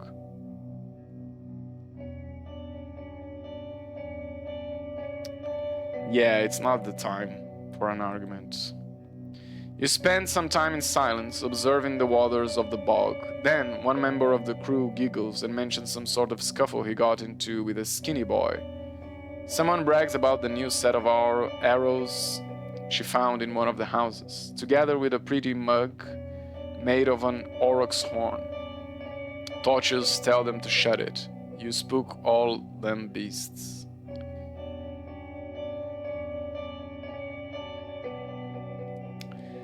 Yeah, my decisions were bad. I just made everything worse. Whatever I try to accomplish, I'm now a pillager. Every minute spent in the darkness feels like 10. Your eyes track frightened birds, cracking twigs, moving leaves. Your limbs are heavy, and your senses are begging for a break. The few beasts who dare to approach you flee from your large numbers, shout and torches. The mostly peaceful trail provides you with little surprises, but this time you don't let anyone scout the path ahead.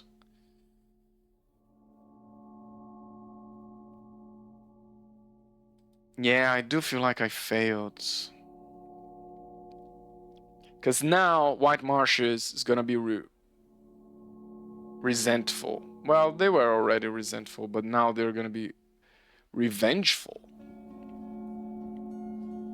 And that's dangerous. I do feel like I failed. You are welcomed by open gates, lanterns, and bowls of warm stew. You don't pay much attention to the tears and embrace shares among the locals. Like most people in your group, you just want to sleep. But the mayor won't allow it just yet. As her neighbors walk away, making space for her, you notice an unusual pattern of lines left on her face, as well as the distorted rouge on her lips. There are white specks of powder on her sleeve. She must have taken a nap. Even though one of her guards tries to speak up, she asks you to report to her.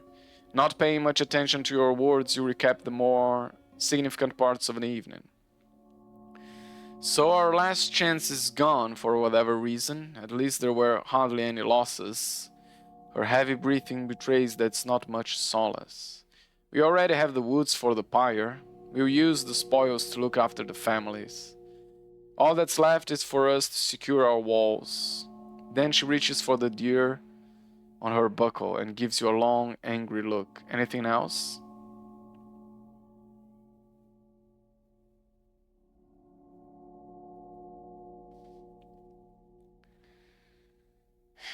I didn't go there to rob farmers. I just need to do some thinking. Her green eyes soften, but not for long. Do that. She adjusts her robe and looks around. Eric's prepared everything for our guests. We'll get to work tomorrow morning. I don't even take off my armor. 5 days left. If the peninsula hides any more secrets, you may not have enough time to unravel them.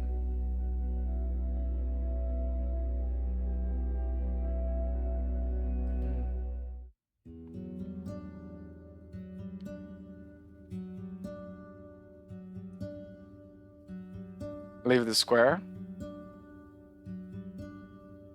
What's my inventory? Okay, I got a lot of things. Let's travel. Let's go to the monastery.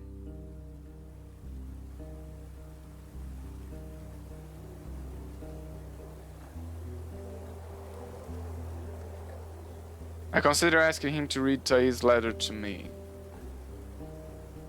You frown. The city officials may not be happy about receiving a broken seal.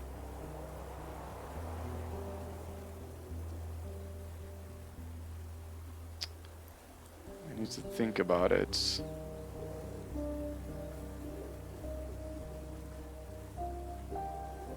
I'm not gonna be welcome back in White Marshes to put a rod for a dosha.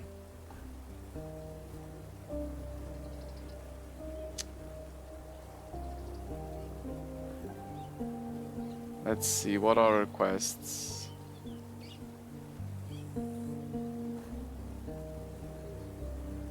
I don't think I will be able to get a new life here after what I've done. I don't know where Asterion is. I can't go back to White Marches.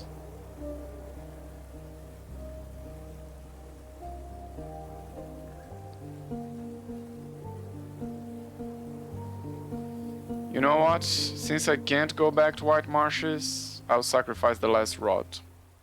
To see if that's the last bit of magic I need.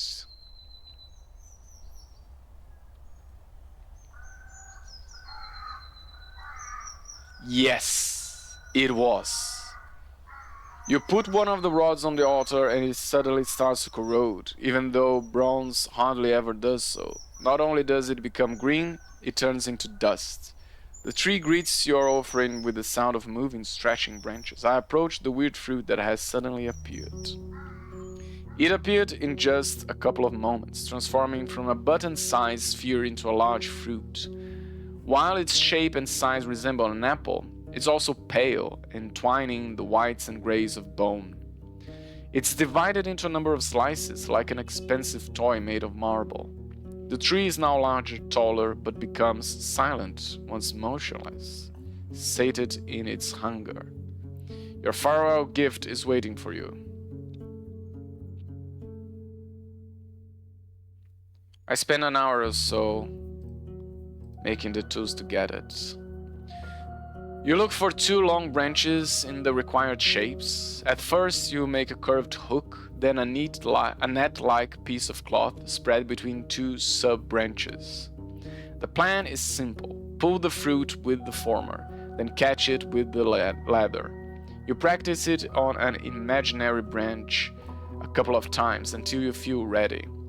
All it takes is a single pull. It's hard like bone, smooth like polished granite, and just as cold. You look at the tree, but nothing else grabs your attention.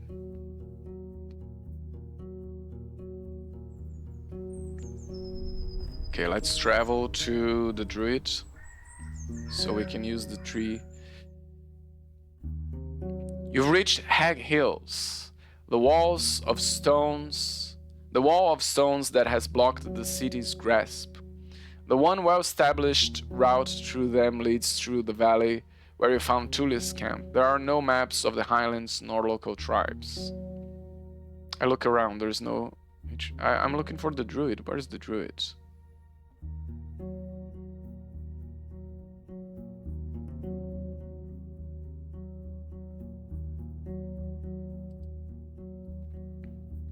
Wait, what?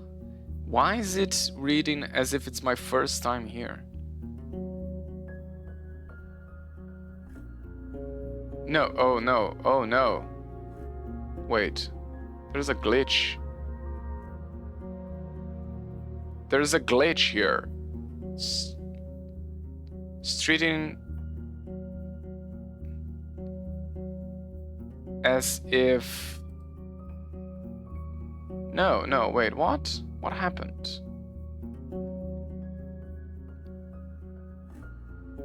It is treating it as if it's my first time here, which it isn't.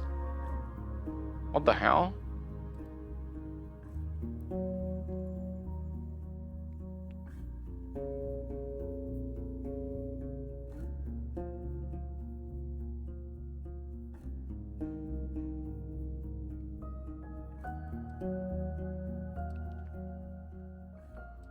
What the hell happened?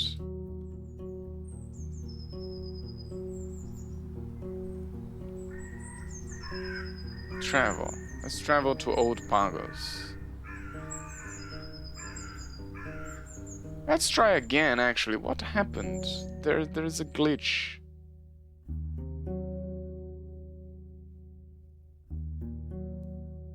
Yeah.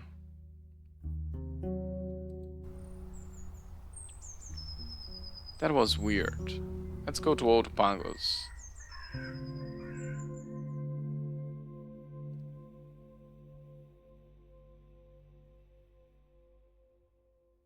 As you're approaching the gate, you hear muffled shouts and insults. After a knock at the gate, Tertia opens the pee-hole angry. Wait, what's going on?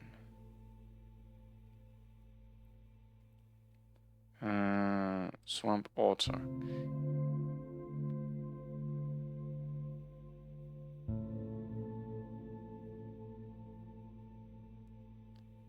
Read the letter.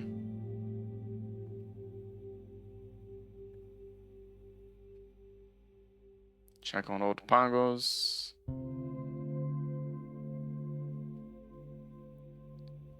Healing the plague. The old druid from the cave has told me that to help.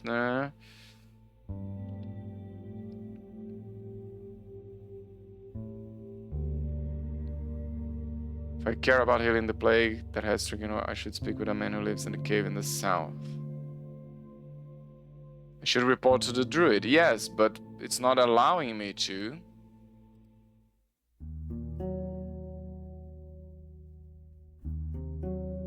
What the hell is going on? Why is it treating as if it's my first time here?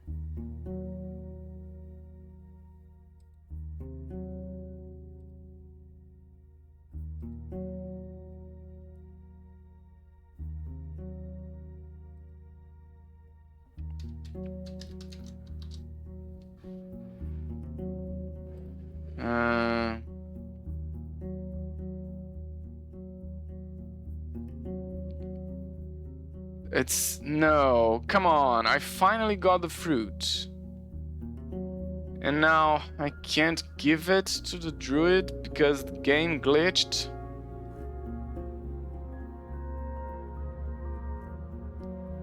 Fuck that.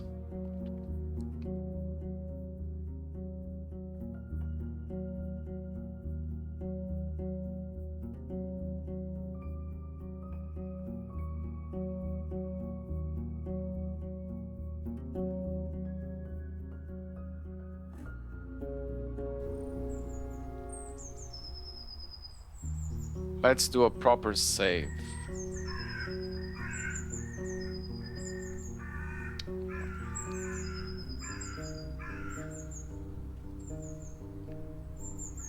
Let's go to Hallersdale. What time of the day it is? Sure, let's check if there are fish. 3 fish, that's good.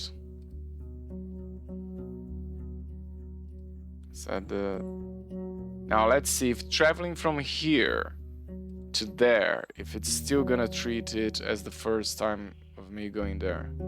Why? Why the hell?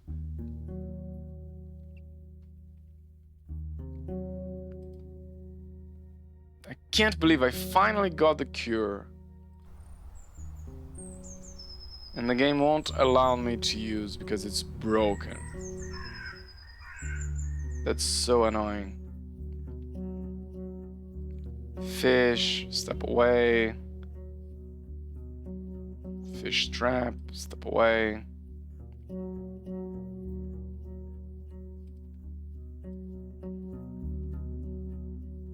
Hallersdale, let's talk to the druids there.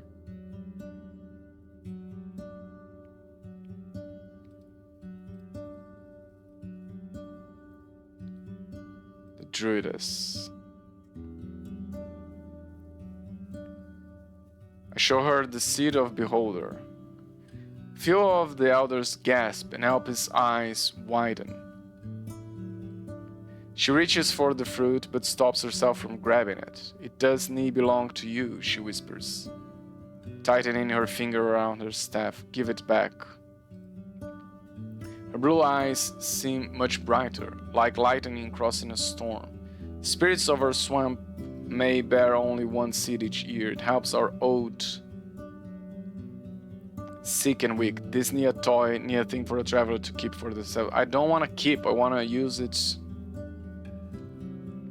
She looks at you in silence, then lowers her head. Maybe so, but near as it is, the one who lives in the southern cave may tell you more. But show him respect, he deserves it more than all of us.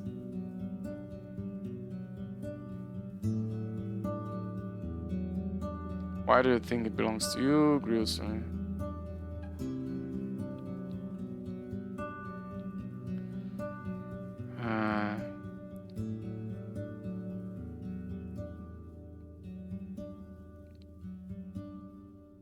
Do need be a thief. We may wish you nay harm, but read your soul. The decision should need be. Yeah, I'm not trying to have it. I'm trying to reach that druid. If it treats like the first. Oh, for. Oh, I hate this. I hate this.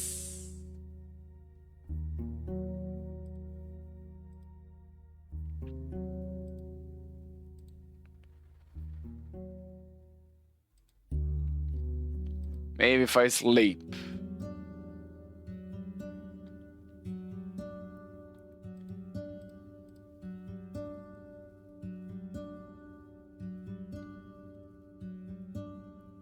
Till evening. It's asleep.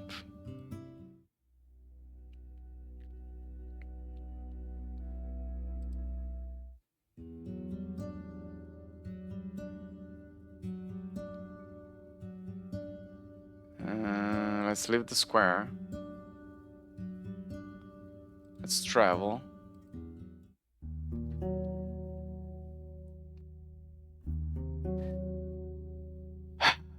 Fuck me sideways with a chainsaw. Why is this game punishing me like this?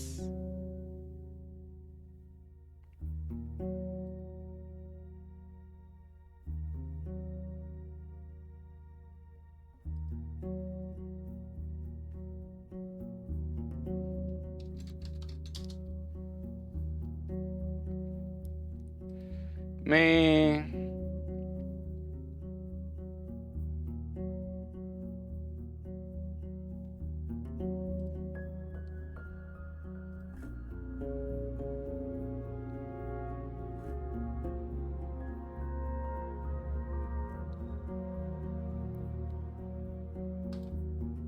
He straightens up and takes the fruit gently, then carries it to the cave. When he returns, he bows his head to you.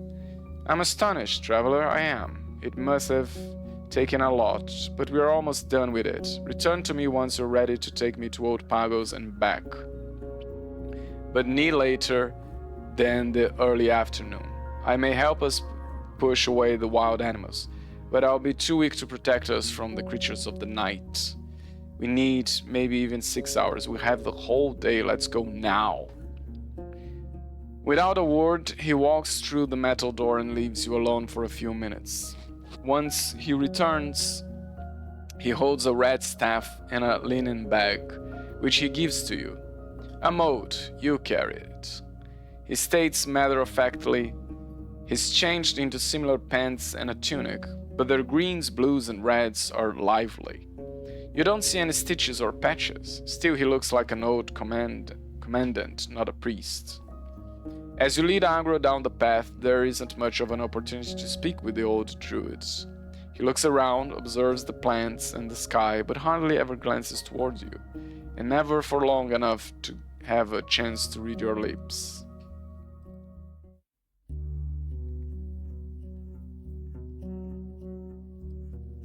The locals drop their tools and head to the road, observing your approach anxiously and bowing to the elder. The commotion spreads to the other side of the wall as the villagers call their friends and families to gather around. Behind the open gates, you are welcomed by a tunnel of onlookers. The druid raises his hand and waves to no one in particular. He moves forward silently, not interested in what he sees. Once you get to the fruit-bearing trees, you turn right. Crossing the bridge is not easy for an old man, but he doesn't ask anyone to hold him, instead putting his weight on the staff and taking slow steps forward. The welcoming committee awaits you on the islet. The druids are gathered on one side, while a group of elders are on the other. Thais stands in your way, right before the second breach. When you reach her, there's a long silence.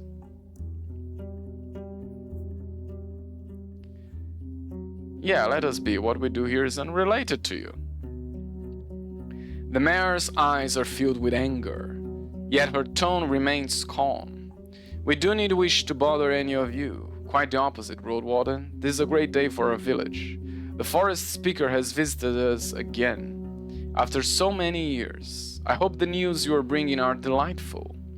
She raises her head and chillingly titters. There's no trace of her city accent.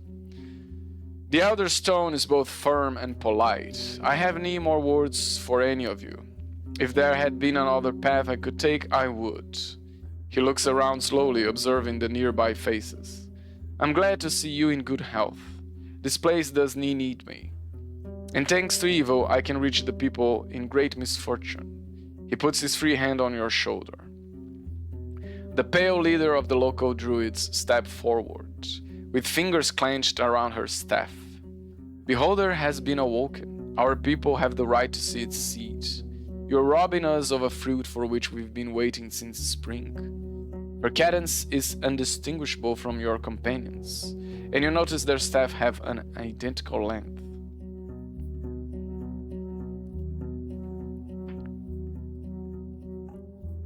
I don't intervene.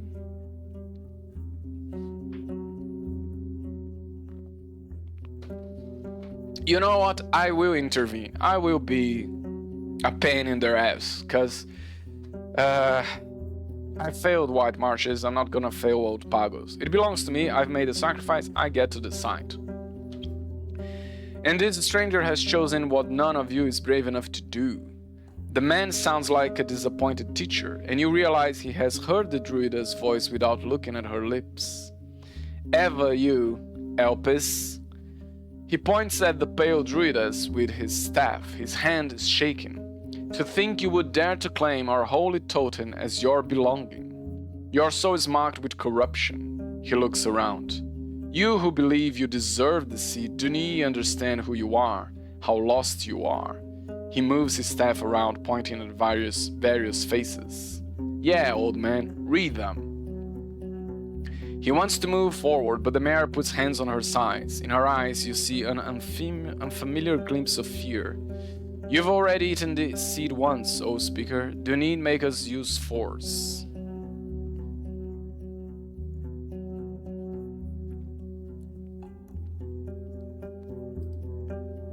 There's no need for violence. Don't push us into this. The elder scoffs. I would sooner turn myself into a pike and swim down the stream to drop the seed into the swamps than let you rob the one who has followed our traditions. The Roadwarden did so in the name of what's right, and I believe it with my whole soul. His voice raises. 1 year. After everything I've done for you, I'm taking away but 1 year of prayers. Yet you still fight. What a pathetic day. He doesn't wait any longer. He steps forward and the mare gets out of your way, observing the two of you with shame and fury. You cross the breach, then the open gate. The man returns to silence, but his back is bowed, shoulders dropping. We're almost there.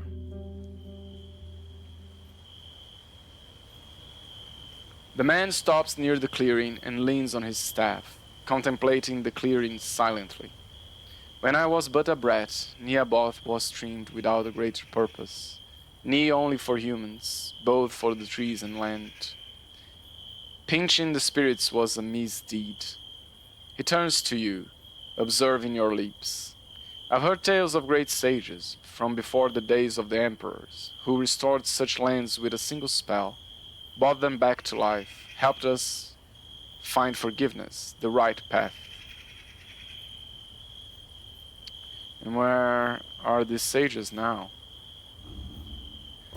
Those are just stories. He glances at the dead trees, made up by those who dream of salvation, but do not know what they need to be saved from, who think there's a balm that will cure a soul, the fate itself.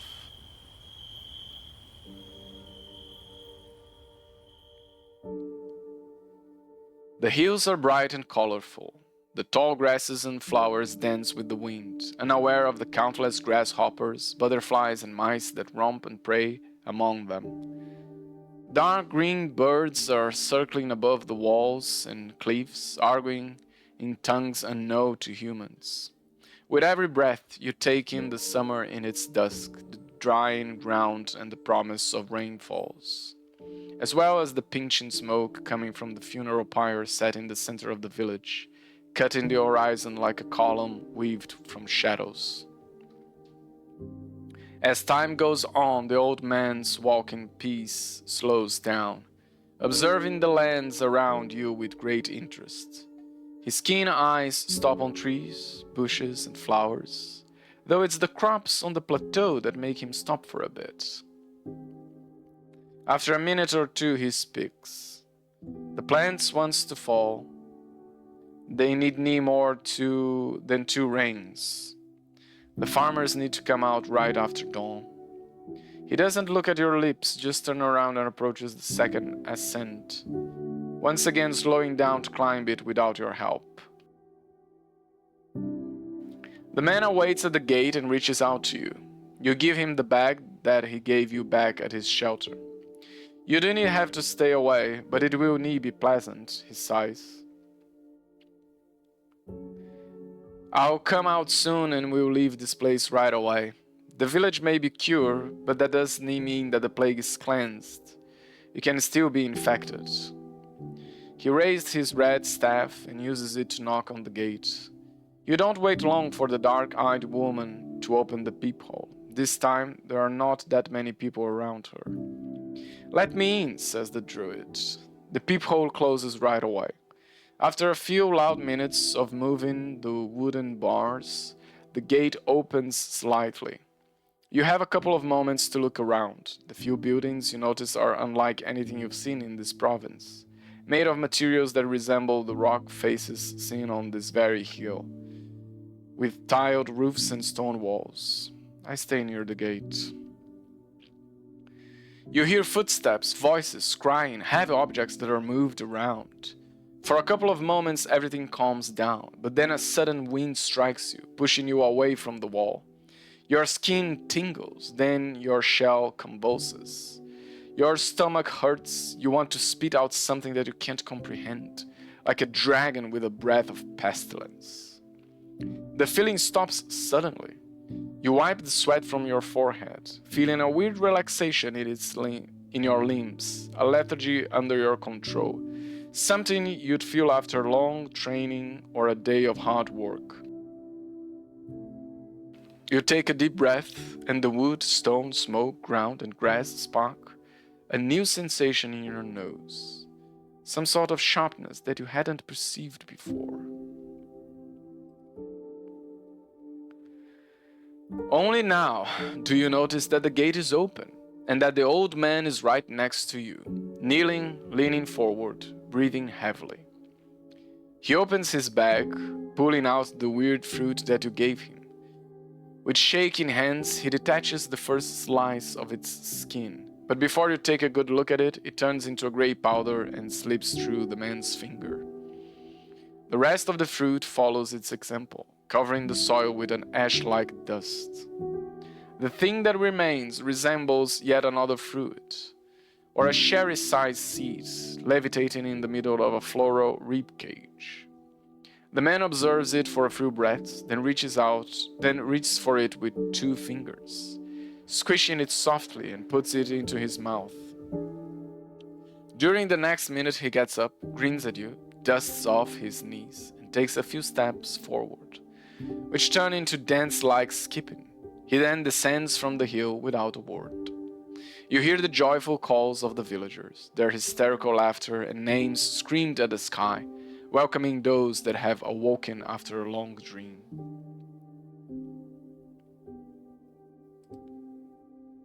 Let me look at the map. Oh, it doesn't show more things, but at least now I can see more of the village. For the first hour, the elder swings his staff around like a conjurer in the marketplace and hums to himself like a drunkard. His walking pace remains stable. As time goes on, this frenzied state fades out. At first, he returns to using his staff, then gives you his bag. He looks down, hobbling, and finally asks for your help.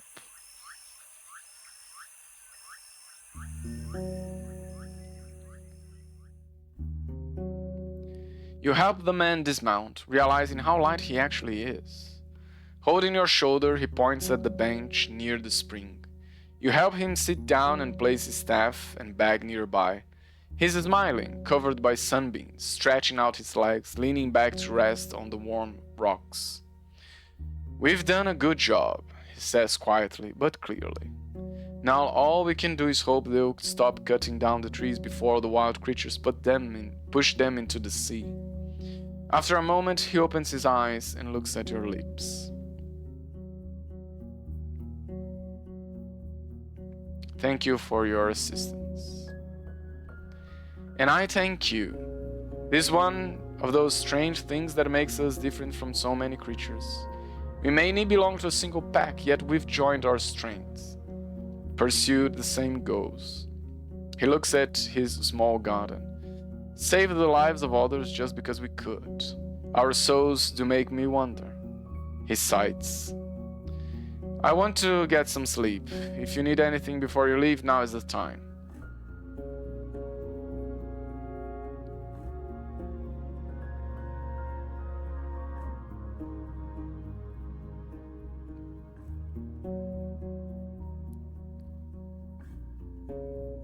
"I deserve to know what happened to the ruined village." He lowers his head but keeps looking at your lips. "And what do you think happened?"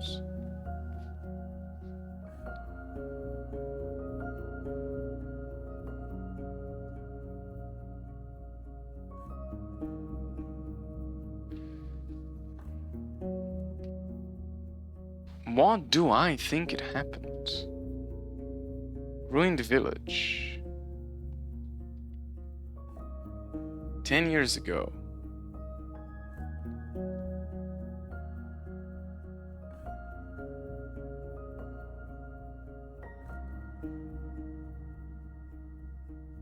Sudden Gate was destroyed by massive force, but likely a troll or powerful mage.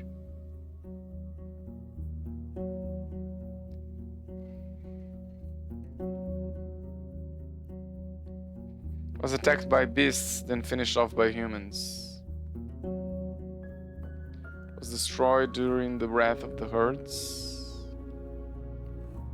I do think humans were involved somehow. This is not everything that happened. You got it all wrong, stranger. Niso in the north. Yes, you see our shame. Okay, so at least now I know what happened. Okay. Let's go to Path of the North. Not in the mood for staying in Howler's Dell again.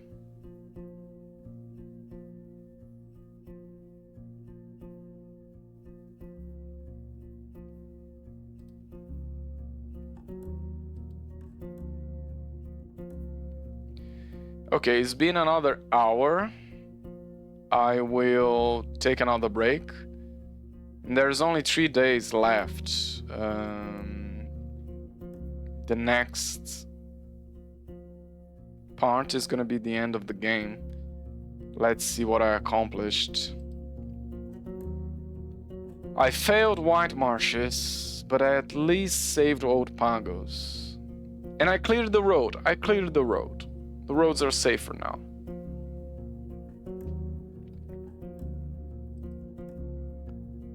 I'm trying to look at the bright side, but I still feel bitter about how things with White Marshes went on. Anyway, let me save. And let me take another quick break. And then be back to finish the game.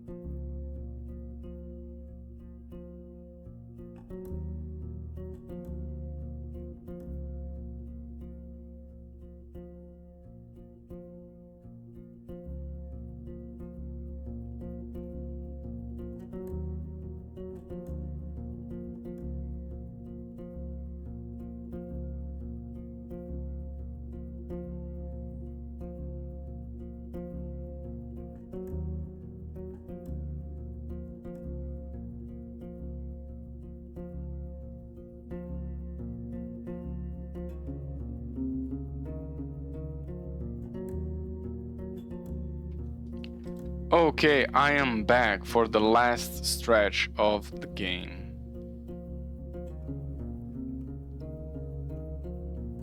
I have more fish to sell.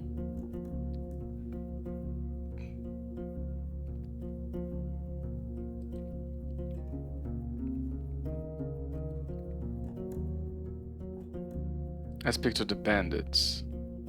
You wanted to talk with me. Now it's a little bit late. Right, you helped me find this place, and I want to be even with you. He takes a look at the innkeep, but then shrugs. You're going to look for the camp of the bandits, stranger. If not now, then another day. Yeah, already been there. You're just one of those. His look is absent, wandering to different places. So listen carefully. Head to the middle of the shortcut to a pile of stones, then turn north. It's not a safe road. Don't mix with Glosh as a weakling. Yeah, nothing of this is gonna help me. I already been there. Are you planning to stay here for long? I may. I was asking the people here how much a coin would buy me in Hovleven, and they said it won't be much. I need a heavier pouch, and that means work, either here or on the other side of Hag Hills. His eyes get warmer. Let me know when you have something for a fighter. I know now to move to the woods and how to keep myself in the shadows. I go outside. No, actually, let's talk to the innkeeper. I wanted to tell them that old Pagos is now safe, but let's go to Crix one last time before I leave this peninsula.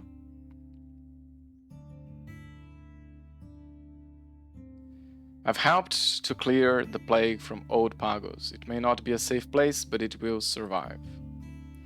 Ella's grin is soon followed by his raised voice. And you are serious? Everyone? He addresses other people working near the square. Tell the others, the plague is gone, we are safe. After his eyes return to you, he clears his throat and turns away again. Old Pagos is safe. You explain briefly what happened, and he spends a good few moments considering the old druid's part. I wouldn't expect someone from Howlers to help another so in need, he says while his hand clenches the bottom part of his cloak. Not since they are ruled by a tyrant. But it's not the first time this forest speaker has protected the peninsula from a grave threat. He smiles at you. And so did you, I guess. Okay.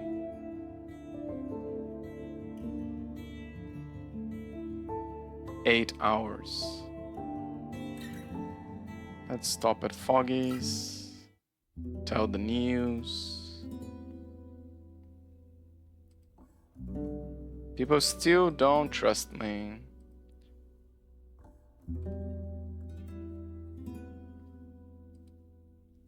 She observes you with the patience of a statue, then sends the one-handed man outside with a nod. After a minute, she brings from the basement a simple package covered with wax, tied together with a couple of cords. She removes them in silence. The scent of honey fills the air. She raises a dark cloak, green like trees covered by shadows. The shapes of leaves are embroidered on the surface with a silver-like thread from the hood of the very bottom. They are the size of your hand, spread sparsely, elegant. Each one is different. It's heavy, most likely rain-proof, but the inner layer is downy, made from lamb's wool. Every scrap of this garment was touched by a master. There's magic in it, Foggy's voice is solemn. Keep you warm at night without a fireplace. Makes rocks feel like fur. Why did he sell it to you? He needed dragon bones, was planning to travel somewhere, needed coins for a boat.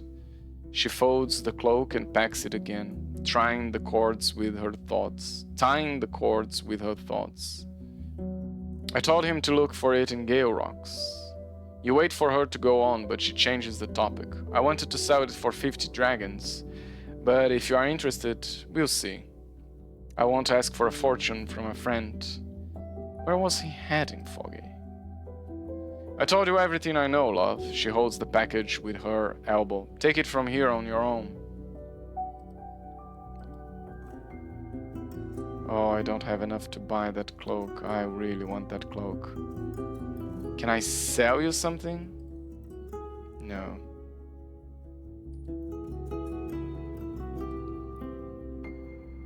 How much time I have? 7 hours.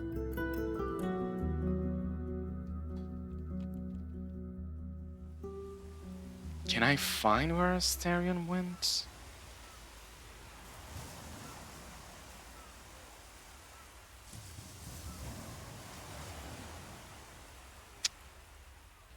No options to do so here.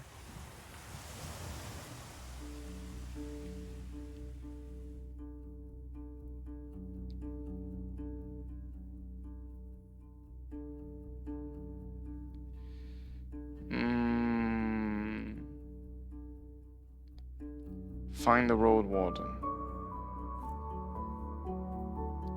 Purchasing a boat in Gale Rocks. Head woman, follow inside.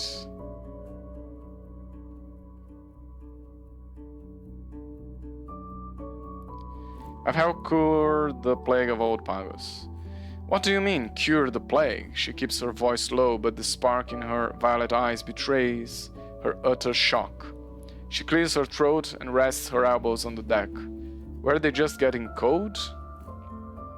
You try to tell her the entire story, and even though at first she stares at you from above her clasped fingers, she seems to get smaller and weaker each time you mention the old druid. Or the mysterious otter at the edge of the swamp. Finally, she stares at the wax tablet, defeated rather than joyful. May the right bless the kindness of that pagan, the perfumed god announces briskly. As well as yours, Roadwarden, you've helped our old friends in need, where we thought there was no hope. Severina, he turns to the old woman, let's offer this stranger some help. Is there some labor you struggle with within our village? He smiles at you.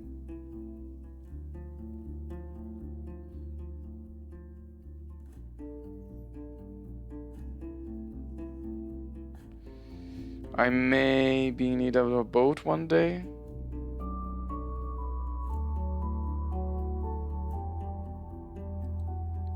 Severina raises her hands and sighs. I doubt it, but very well.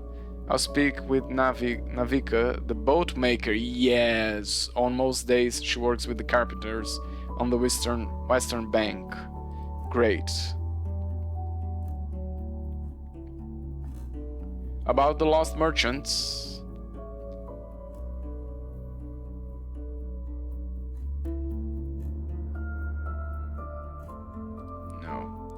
Farewell. Before you leave the hall, Severina asks you to wait. The people of our village are sharing good rumors about you, she starts. Quite a feat it is. If you are as much of a hard worker as I've heard, maybe you'll find a way to restore something we've lost to an actual vagabond. Not a young lad, called himself Pyrrhus, was staying with us almost half a summer ago, and one day left before sunrise, carrying away our iron ingot. Her granddaughter gives her a silent but pained look. If he had any sort of wits, I'm sure he left the peninsula a long time ago, through the eastern route, or died trying, but maybe he was dumber than I thought. Oh, is that the scavenger? You ask what exactly she wants you to do, and she responds without hesitation. Merely return the ingot. It was nothing more than crude iron, not something to murder each other for, but still, she points at you with her stylus, a scene worthy of a coward. And believe me, not the first robbery that's happened to us. Okay, I'll tell you. I'm looking for someone. I'm looking for Navika. Navika is the best boat maker in the north, says a young boy with a proud posture. Come, I'll take you to her. The carpenters have their space at the edge of the village, separated from the saltery with a stone wall that catches the shavings before they reach the fish. in which you are then swept into a pile and moved to the smokehouse. The tiny woman keeps her distance from the other workers, partially because of the many bits and pieces she needs constantly at hand, as well as logs, steamed planks, and a boat new only a few steps away from her. She must be at least 40, older than any other woodworker in sight. Her light brown hair is in a ponytail, letting her work, and the simple tunic and pants made of hemp in 3 shades of red have short sleeves and legs. Her tanned skin is like dark honey. She glances at you from afar and turns away, cutting some sort of log without pause, as if hoping you won't notice her. The massive broad axe made of fine steel looks even larger as it's resting on her back, and it's engraved with the shape of a toothed eel twisted into a spiral. The kid leaves you alone and you are standing in silence. I have a reason to believe you know what happened to Astarion. You tell her what you've learned, and her hands slowed and finally stopped. You have some wrong ideas. I don't know where he is now, or if he's alive or dead. Just that he needed a small boat. I sold it to him. He took it to the beach, and that's all I've seen of him.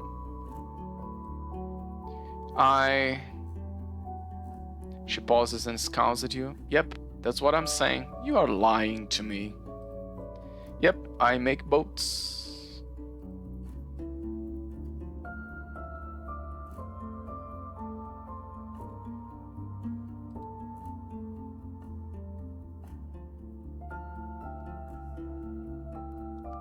"4 hours. Can't reach Pelt anymore.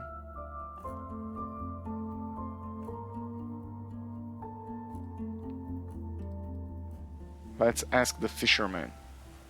The fishers.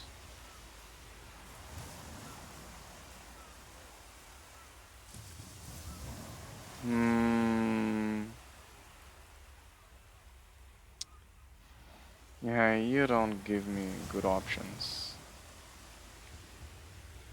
Who can I talk about distant islands?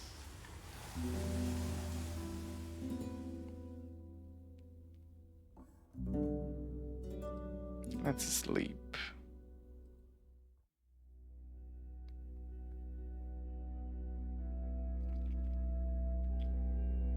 The shivers wake you up. Foggy is standing by the open door, letting the dense fog in, with her back lit by a lantern. While she breathes slowly, her eyes are keenly observing the area, and after you focus, you hear the distorted shouts of roaming saurians.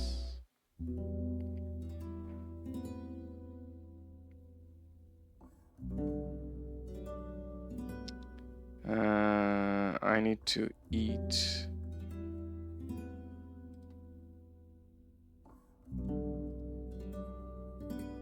No, I can't eat here.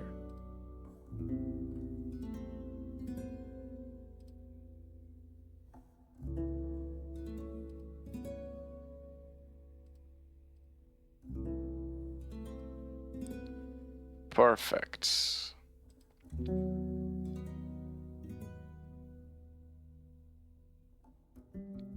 Could the monks tell me about distant islands? Let's try. Oh, maybe the...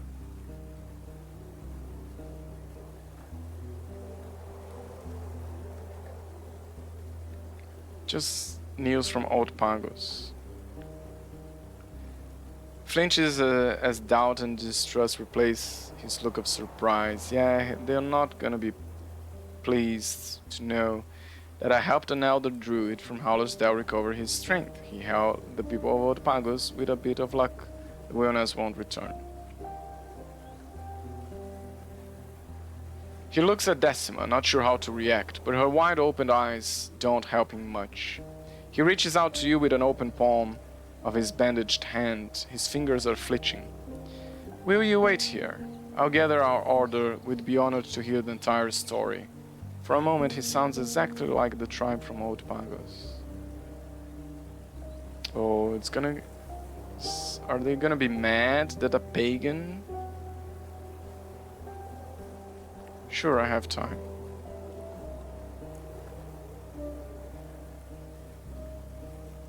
He climbs uphill and enters the cave mouth next to the wooden bridge. His short companion follows your movements, like an owl would a snake, blocking your path to the storehouse. You feel the weight of your axe. Soon, new hooded figures gather in the yard. Is it true? You hear a couple of times. When Ellie returns, there's maybe 20 souls around you, sitting on the ground, leaning against the walls, standing upright, or wandering around, keenly observing you. The oldest man, wrinkled, blind, and tiny, is sitting on a stool bought by a boy who can't be older than 10. Not all of them wear sandals, or carry bags, or have their hoods on, but all of them wear similar dark robes. Seem like only the children are allowed to keep hair longer than an inch. In the city harbor, many would take them for refugees. I don't mention anything outside of the knowledge of the people of Old Pagos, especially when it comes to the Beholder. They keep interrupting you with questions about the druid, his powers, or your motivations, and while avoiding the pagan altar makes you stumble once or twice, your story goes smoothly. Their doubts turn into warm thanks, despite the few raised eyebrows of the elders. A young boy mentions his sisters, but it's then reprimanded to forget about his past. Finally, Ailey asks the gathering to return to their duties. He gives you a serious look, rubbing the liver spots on his hand. There's aught else we need to discuss. Was it a mistake to tell them? Our prelate wants to see you, though. Flee. He coughs. They're old and feeble, but they've decided it's an urgent matter. Follow me into the temple. It won't take long. He heads toward the nearest cave entrance. You look around and meet a few curious eyes, as well as the Sima's Green. She keeps one hand behind her back. Good thing I'm armed.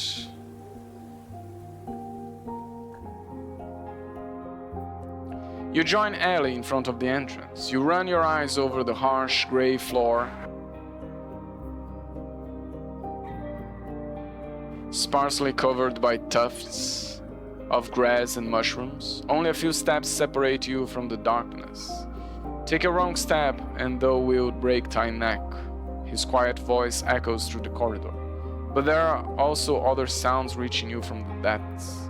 The repetitive hits of a hammer and chisel, as well as a distant pickaxe. The man doesn't look at you. Hand on my shoulder, don't let go.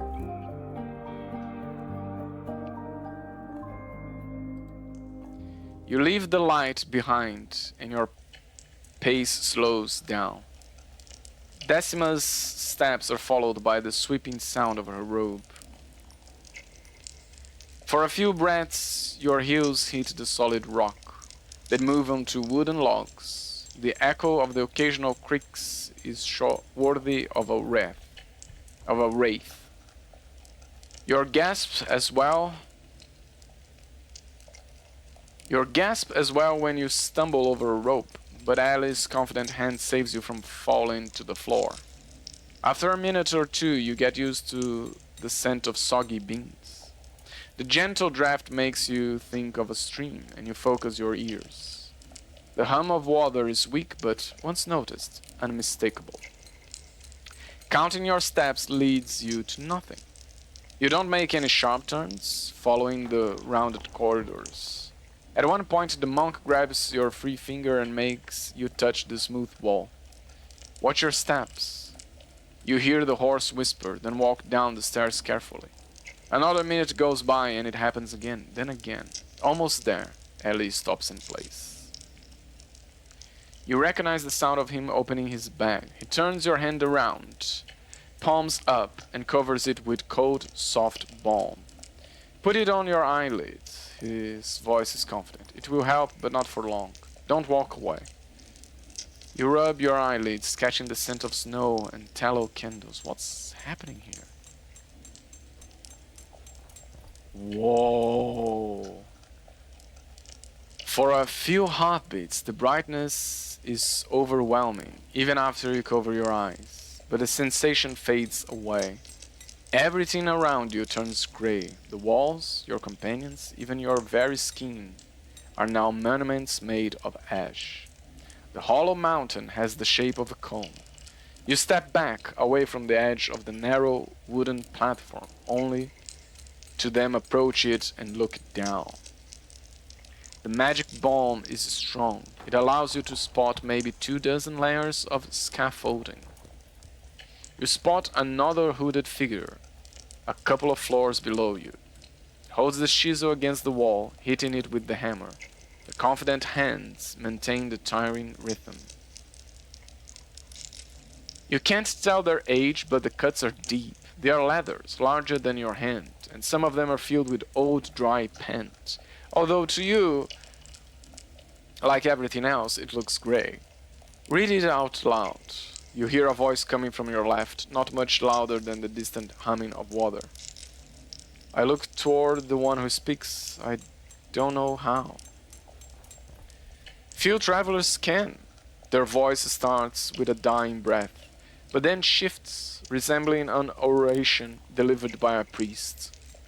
They heard of Samara's deed and believed her, for her soul carried no lies. They followed her north, like the rite had told her, and built houses of wood in the land of 3 lakes. The rite taught Samara new tools and new traps, and her children and grandchildren have never seen hunger, for their land was tamed. The person in a monk's robe is sitting on a bench, covering themselves with a headless pelt. They are short, wrinkled, skinny as if they haven't eaten in years. They sit still, with their head leaning against the wall, eyes closed and hands folded. Dost thou know what these words are? Of course, it's from the rite's tablets. They have the accent of Havlavan elders, but their lips are struggling to utter any sound. Well done. We are on the 2nd floor of the Tribes of Leaves. The tribe started as foragers and fruit pickers, too afraid to hunt, with no fate to guide them outside of their cave. But the rite inspired them with the truth of what they were and what they could become. They helped Adir build one of the 10 cities, and their blood and memory now remains in each of us. I'm exhausted. Their breathing remains silent, but their chest starts to raise and fall. But I wanted thee to see this place.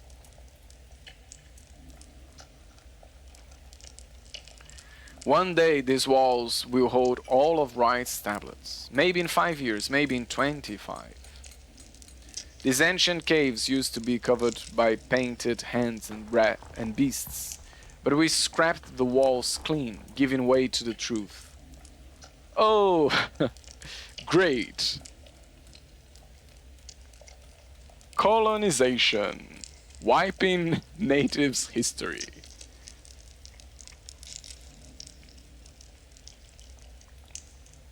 The prelate raises their hand by an inch, but their voice remains monotonous. The work went slowly and we abandoned our goal, but then the war tore the 10 cities to pieces. They are wheezing, fighting for air. It made us realize how crucial our duty is.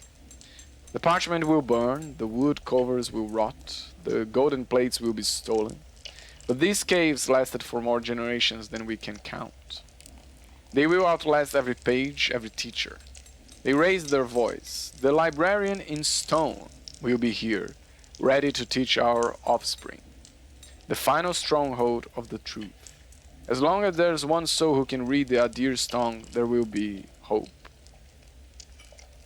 A long pause. Ellie looks at you expectantly, rubbing his hands together. Decima stares at you like an eagle. Why am I here? One of us came here from the city 5 years ago and told us many things about her home. The city lacks grain and wood and parchment. The Unites grow poor. They raise their hand to wipe saliva from their mouth, taking longer and longer pauses. Thou art not here to ward the roads, but to prepare it for thy masters. They will bring death and pillage. They stretch out their hand palm up. Tell them about the library, that it needs their protection, that once we'll complete it, we'll give it away. Just let old Pagos be in peace. Their hand lands on their stomach. Their chin rests on their chest. They are gasping for air. Protect this place. Yes, I'll pass along your message. The prelate nods gently, resting. Ailey clears his throat. I thank thee in their name. Let's get back while the ointment is still working. He gestures for you to follow him. But seeing the world only in grace takes getting used to. You place the steps carefully and climb the stairs on all fours. The monk continues. Thou canst ask me about one of our secrets as a reward, but does not share what thou hast learned here with any of the tribes. We ought to keep our duty a secret. A secret, fine. You move without a word, leaving behind the sounds of steps, hammers, and the stream. Your eyes lose their sharpness slowly, but also restore their ability to perceive colors. Before you reach the mouth of the cavern, Ellie lets you grab his shoulder again. After getting outside, you take a couple of deep breaths. The monk absently heads toward the storehouse, waiting for Decima to join him. When asked about the prelate's sleep, she spares her companion a sad shrug. Finally, he meets your eyes and puts on a gentle smile.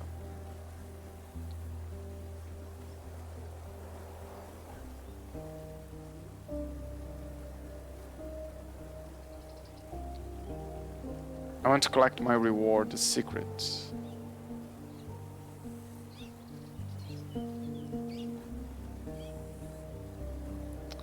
What now? The tribe of the Green Mountain or Asterion?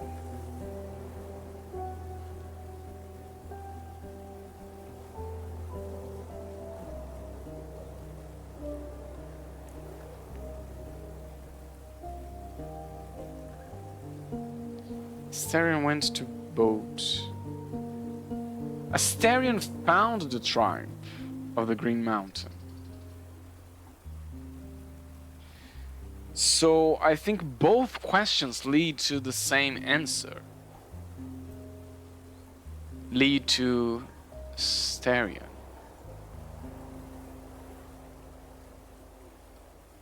I don't know. I can offer thee the last place he asked me about, a place away from our roads. If you mean the tribe of the Green Mountain, I already know about it. There's though now. It's a dangerous place. It would be wise to abandon thy search. How can I find them? They will soon become little more than a rumor, than a legend. But not against their will. The tribe has been torn away from its soul centuries ago, and now aims to be lost to the world. Not unlike a few monks I've met. He looks around with a shadow of a smile. Right east, far east, find a stone bridge that's between the watchtower and the tavern. His speech becomes slower, seeking the almost forgotten memories. Moving east from there, upstream, will get thee to their mountains. At their feet is a large statue, then the path uphill. Follow it and enter the cave mount as it ends, with no fields or gardens. Where's thou will find them. Can I do it today? 6 hours? I have 7 hours left. You know what?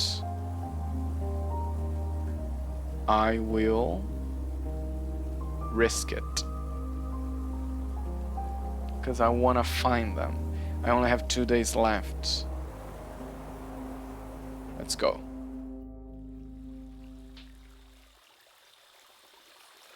It's the spot from where I can move east to the tribes of the Green Mountain. You don't see any easy way to move east. If there's any path you could take, it's completely overgrown. The thorny bushes won't allow you to move without harm, and even if you could, you won't leave aggro behind. I can't handle this right now. Oh. Let's seek shelter. The abandoned watchtower. Good.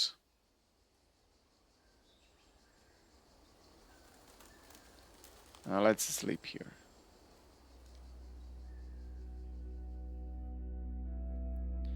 Your sleep gets distorted by the foul smell from your bundles. The raw fish meat is now rotting. Its state will get worse with every day.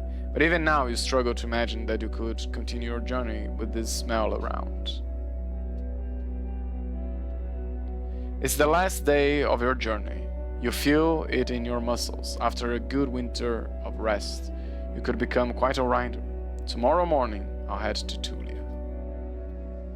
I have 1 day to reach the Green Tribe. I'm gonna eat.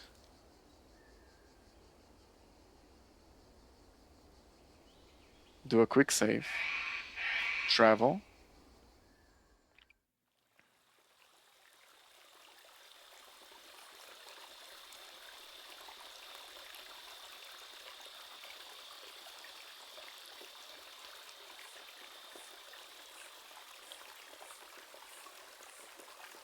The sun isn't harsh.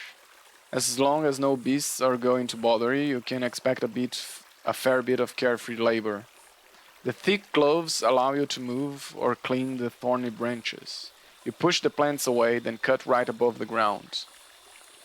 The stems are healthy and flexible, but with enough time and determination, you manage to cut through and throw them aside, one by one.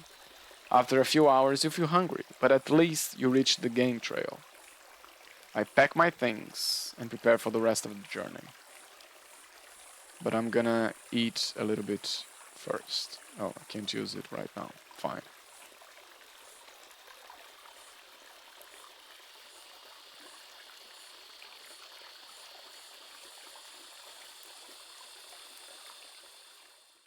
It wouldn't be wise to ride through a lush meadow. There are animal pits and molehills, and the ground is covered with old roots, rocks, and mounds. Putting more weight on aggro could turn any stumble into a broken leg. You lead it by the reins and keep looking around. Such lands are a common hunting ground for dragonlings or cats that sneak in the grass. Finally, you reach a narrow game trail. The rest of the journey should be easy.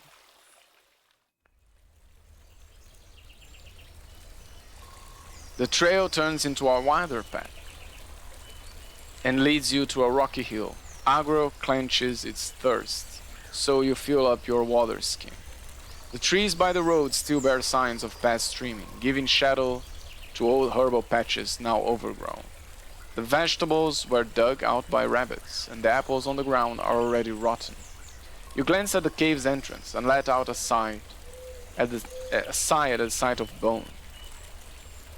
Could hardly squeeze inside. Fortunately, the path forward is clear.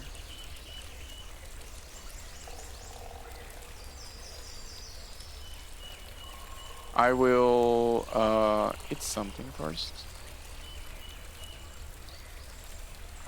I will clean myself a little bit. And they said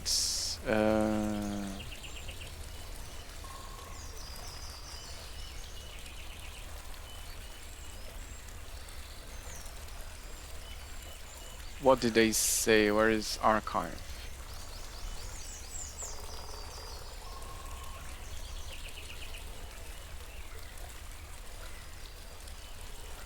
Watchtower. At their feet is a large statue. Then the path up, you follow it and enter the cave mouth as it ends. Enter the cave mouth.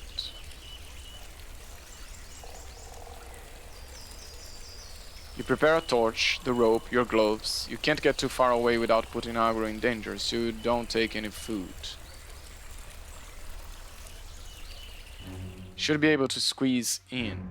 A ghastly Screech cuts the air. You step back, dropping a part of your equipment. A creature is running at you. Grab my axe.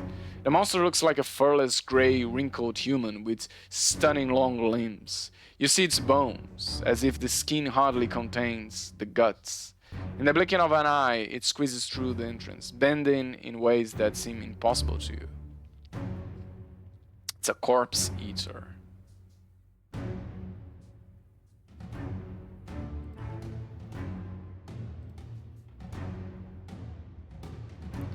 If it tries to grapple me, I can cut its arm. I will slow it down by cutting its leg. I crouch slightly.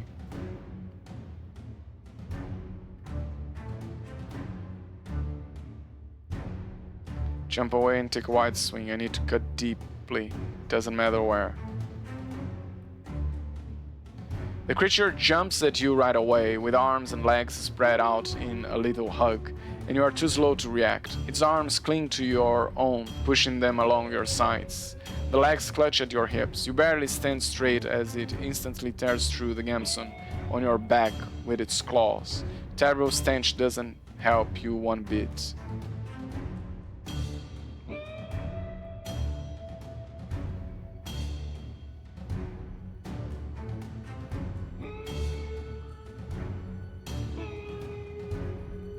Try to get it off me with my blade.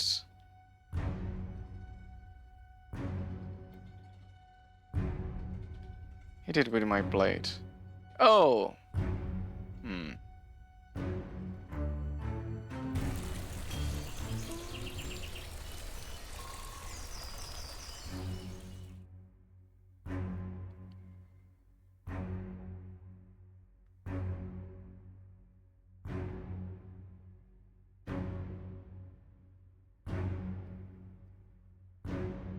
If it tries to grapple me, I can cut its arms.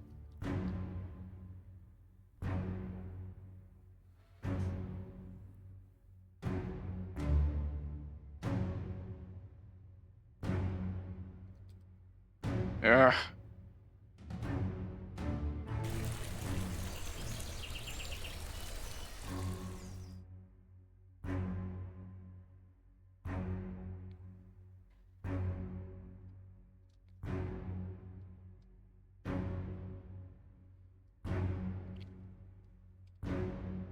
You let out a scream and charge at the wall, making the monster's back hit it first. It lets out a terrified shriek. It grasps, weakens. You set yourself free. I hurt it as quick as I can. You surprise the creature and hit it in the middle of its jump. You send it to the ground with a deep wound, and it lands with a thud, crying in pain. It crawls away, flailing its arms in dread. You catch up with it as it turns on its back. You sink the blade in its torso once, twice, more, until it stops moving. Its raised arms stay still for a moment, then rest on grass. The dark nails, longer than the rest of its hands, lie still. Your breath slows down, the carcass smell of unwashed sweat.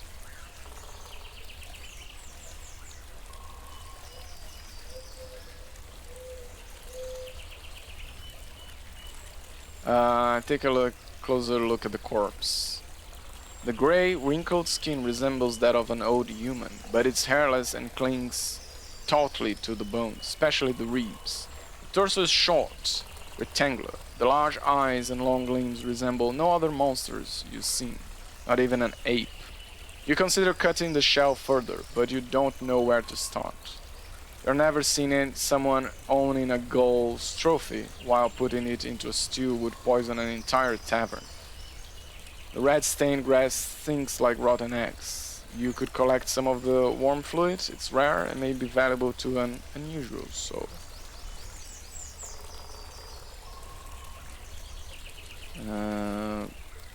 Burn it without delay. You spend some time gathering dry sticks and grass and throwing them at the carcass from as far as it takes to avoid the stench of blood. You prepare the worst torch you have, set the oil on fire, and add it to the small pile. Then head to the stream to watch your blade. You are now a part of the endless battle between rites churches and corpse eaters.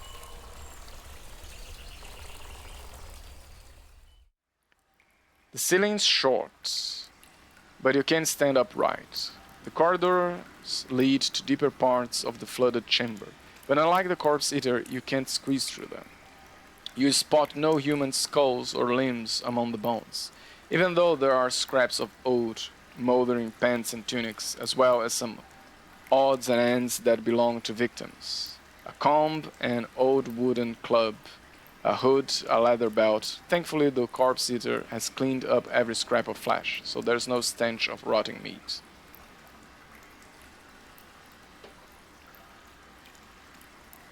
Oh, so this wasn't the cave. You return to Agro and unpack a candle from your tinderbox, then sit on the ground and prepare the flint and the linen char cloth. Decades ago, before the southern invasion, people used fire strikers made of thick steel, but all you have left is a cube-like piece of harsh pyrite. It's not the best, but enough to make a couple of sparks.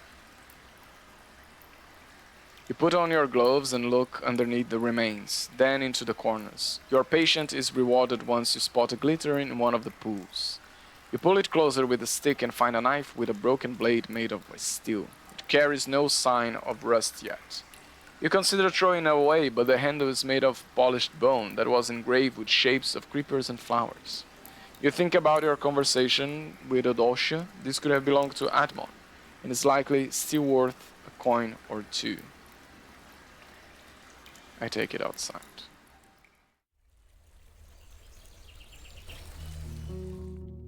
The grand brown and grey mountains are blocking the horizon, and you doubt the path is going to reach the snow-covered peaks. Without trees and clouds blocking your view, you are like an ant approaching a fortress. Let's hope there are some benches for me to take a break from climbing.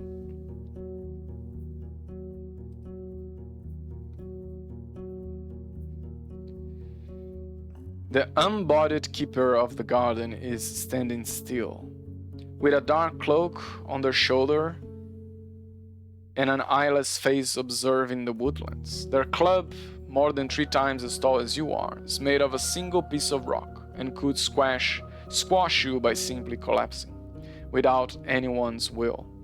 A set of stairs leads into a convenient corridor-like ravine. The gentle wind carries no shouts or scent of blood. Okay, I will approach the statue. It's my last day here. I need to find something before I leave. The statue's face has no features, and the shell ends with the neck, revealing a dark space instead of a torso. You lean closer and notice the coarseness of black and gray gritstone, and how beaten by time it is. Both the figure and the socle are stained. Socle? I don't know that word. Are stained with white guano. That's bat's shit, isn't it? Still, it's extraordinary work. The weight of the giant doesn't rest on its club, but rather on the boots, which are cleverly attached to the cloak. Sooner or later, something will break. Most likely the arms. Without them, the statue won't hold its stance. What do you try to do? I think it's just a statue. But if it's asking me, it means it's not. So, talk? You introduce yourself and try to have a chat with the statue, it remains the same. Bow? It doesn't bow back. Well, I step away. I keep traveling. Seeing how steep this part of the road gets, you dismount. It will be safer for you to get a bit tired now than to push Agro onto the verge of fatigue. You take a sip of water and start climbing. The road is winding and narrow, but it would fit a single wagon if it wasn't for the sporadic rocks and boulders blocking the path. Some of the larger ones are resting just in the middle. And as you look above, you struggle to recognize where they came from. The strong wind, the wooden bridge connecting the rock ledges. Ledges? The unusual terrain. You can't pay attention to any of that now. A creature larger than a bear steps away from its nest here, then screeches at you through its sharp, black-tipped golden eagle-like beak. It spreads its wings as wide as a barn gate. Oh, it's a griffin, I think. I look for a spear. A simple weapon, but not a cheap one. The light shaft makes you think of ash wood, and it's neither soggy nor bent. The head is made of iron or steel, and has a bar at the end that's meant to stop the blade from getting too deep into the flesh. The ferrule placed at the bottom of the weapon could serve as a club in a desperate situation. There's no way of telling if it was left here after an unsuccessful hunt, or carried here together with a monster's victim. You don't have time to mull over it. The beast leaps toward the rock after it flaps its wings. The gusts of wind brushes your hair. Oh, it doesn't give me any option. Wait, what? What am I supposed to do? It doesn't give me any option. Travel? Can I keep traveling? I don't have to face the beast? Okay, fine. I have only 6 hours left on my last day. If I don't find them, I'm probably gonna die here. The wind's cold sweat and altitude make you want to simultaneously take off your cloak and put on some heavier clothes. At least Agro doesn't seem to care. You take deeper breaths, the path ahead seems gentler. There are no more trees, and you are surrounded by grasses, pebbles, sporadic bushes. You look down at the herds gathering around the stream. Their rustling leaves and the birds, large and small, flying above the forest of the peninsula. From here, everything seems calm.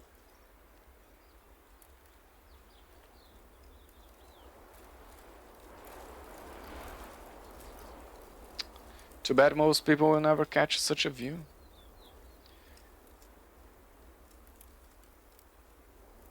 A loud screech reaches you from up the path, where at the top of a crag you see a massive saurian standing on 4 limbs. It's displaying proudly its dark green skin with a bit brighter stomach and orange stripes on its legs and eyebrows, as well as the tail, which is swinging left and right. The size of the monster makes you stop, but before you turn around you realize there's a short woman sitting on its back. Dressed in a red gambeson and an iron helmet, with green pants that blend in with her mount. You can't see the details of her hair, but she's not attacking you just yet, resting the blunt edge of her spear on the ground.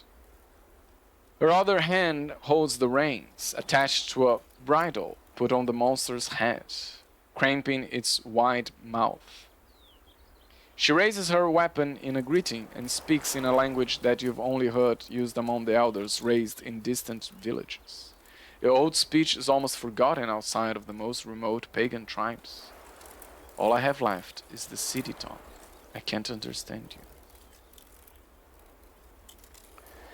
She stays still for a few breaths, then uses sounds that she's clearly not used to saying out loud. You lost? During the following minute, you both try to get used to each other's speech, though sometimes you can't find any common ground depending on the combination of the city tongue and gestures. You explain that you are heading to the village at the end of this path, and she asks if you have a message for the chief of the shaman. Say it to me.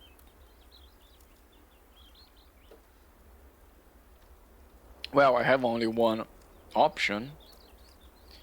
I would rather just say I'm the local Roadwarden. Not that I need to speak with them myself. But since this is my only option. Even though she doesn't give any clear command to her mount, it takes a few steps forward, moving without needing to speed up quickly. After a confident leap, the beast lands on the crag behind, right above you, allowing the warrior to look at you closely. Rather than, rather than, she says in the city tongue, like a Styrian city folk. You nod. What do rather-thans do? Really? I protect travelers and help settlements stay in touch with each other. Looking back at my last few days, I think I managed to do pretty much everything. Show her my blade. I protect travelers and help settlements stay in touch with each other. It's what I believe, at least. You hear a monstrous roar coming from the mountains. The woman looks around with a raised spear, and when her eyes return to you again, her voice is strict. You find no thing for you here, as we seek no travels, no in touch. She pulls the reins and makes the Saurian turn around, then leaps away up the path, staying on the top of the crags. Something's happening there, the shouts from the distance. Road's not safe. Come, we'll speak in the village. I have only 5 hours left before I leave. What happens if time runs out and I'm not at the tavern to leave? I guess I'll find out.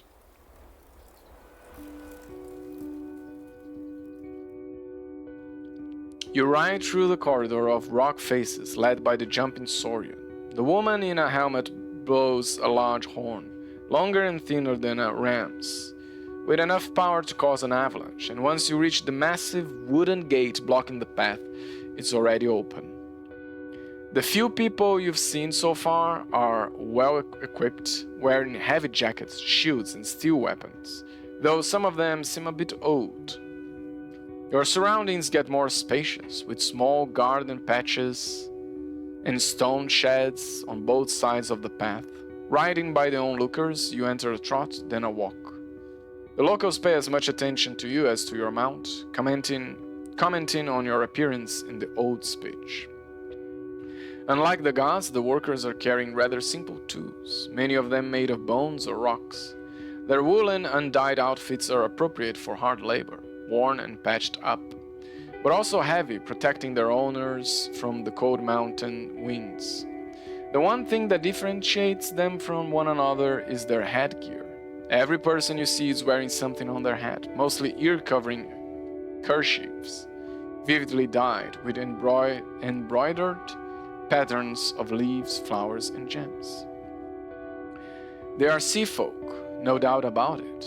They have long limbs, hardly any beards, and the few children you see have uncovered hair, wavy and dense. Yet their paleness is unusual, as if they spent little time outside. Your guide is nowhere in sight, but so far no one has tried to stop you.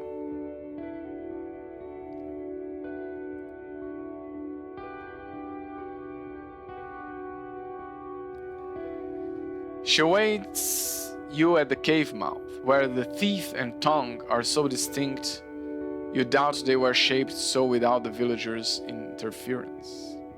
The crisp air carries the scent of late summer meadows. Aside from the discussion of farmers and gods, you hear the roaming wind and the gloating ibexes, but the terraces and crops around you are quiet, making you realize it's the first village you've seen in quite a while where there's no constant noise of humming water or of heavy labor. A safe place, but don't be here for long, you hear from your guide in her lacking city tongue. Though still much better than your old speech, she's not the only god in sight. The spears, slings, and clubs are getting a bit too numerous for your tastes. We need you not.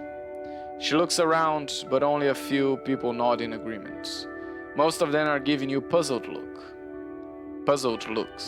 What's your gift for the chief or shaman? You realize she's more than 40, and even if she has a small stature, no one seems eager to replace her as a negotiator. or to question her authority, the accent of those who chat in the distance so dense you can't catch a single word. Broken knife, ocean necklace. Maybe the necklace can be.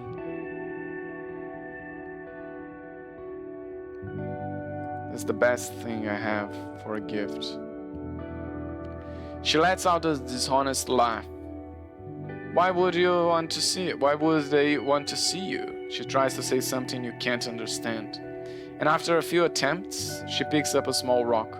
Your problems, she keeps in front of her chest and points at the mountain above you. Our lives.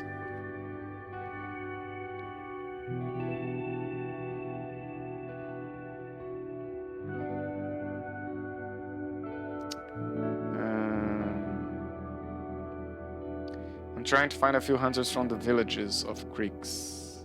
Were they around? She repeats your question, then translates it to the armored village to her left and right. After they shake their heads, she meets your eyes again with a confident nod.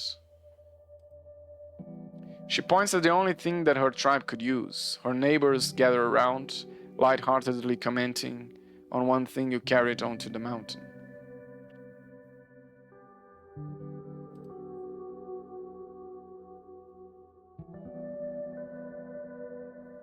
Okay, I have two, so... The Saurian rider takes a closer look at the fine blade of both in Howler's Dell and gives it a good swing. A few of her companions argue with her about something, and when she speaks, you hear jealousy. Great blade, we'll take it. She gives you a few minutes to pack up your belongings. Let your beast stay on the grass. She pats its side. It's safe here. After you tether Agro to a tree, keeping it away from most garden patches, you head to the cave mouth. The corridor goes down, getting darker after only a few steps. But seeing how often the locals go through it without any source of light, you doubt there's going to be many treacherous steps ahead of you. Still, your guide leaves the shed with a lantern made of old brass, with windows engraved with winged dragons circling around an erupting volcano. 5 hours. The tongue sticking out of the entrance doesn't go on for long. For some time you descend gently, then encounter a set of spiral stairs. Once you reach the bottom, you find yourself in a labyrinth of tunnels and chambers, some of them sunk in darkness, others lit by campfires, with smoke leaving through holes in the ceilings. Spread among them are dozens of children and elders, but also workbenches and other spots worked by adults, some of them too busy to even spare you a look. There are woodworkers, water carriers, potters, flour millers, cooks. You hardly notice how stuffy the air is down here. Seeing the consistently spacious corridors conveniently wide enough for even an obese shell to squeeze through them, you can't tell how many, if any, of these passages were not made by human hands. The entire walk takes only a few minutes, but the sheer amount of rooms you walk by makes you lose your way many times before you reach a short path leading to a bright, warm chamber, to which the Saurian rider invites you with a gesture. You smell smoke and humidity, and as you listen, the humming of a stream reaches you from below. Much louder are the cries of an infant, amplified by an echo. The simple huts are short enough for you to see their hide-covered roofs from above, and as you look at the ceiling, there's no water dripping on them. They don't offer much privacy either. Even if the entrances were covered with a curtain, the gaps between the bones let you peek inside.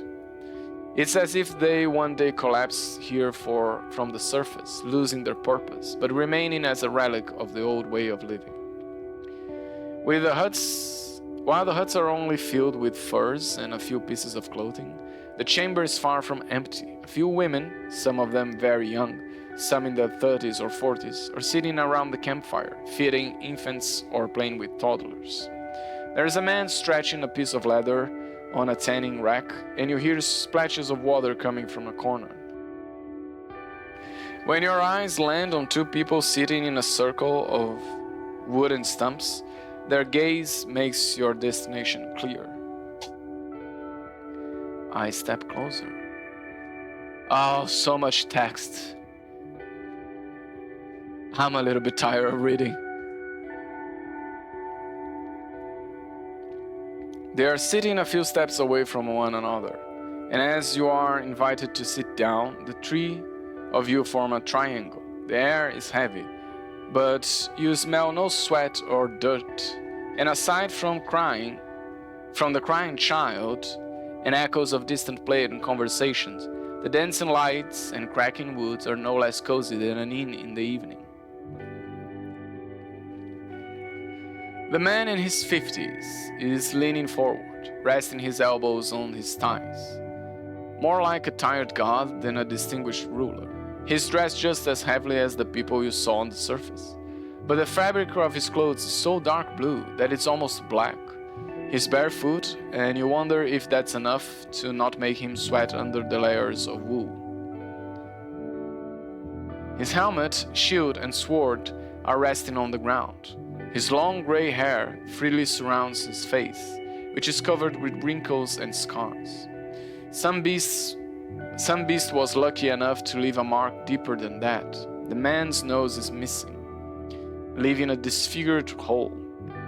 The woman could be 25 and has absent eyes that are roving over your outfit, equipment, face, and hands. She's dressed much more humbly than the man. Her tunic and pants are undyed and short enough to reveal her calves and forearm. She has unevenly cut short black hair and a yellow kerchief that's hanging from her neck, lazily thrown over her back. Her legs are stretched out in front of her, resting on the heels of her sandals and swaying left and right, spread just above an unfolded sack covered with gemstones, pebbles, and animal bones. She keeps her hands on the nearest trunk, desperate for something to support her back. Both of them are unusually pale, but the woman looks almost sick.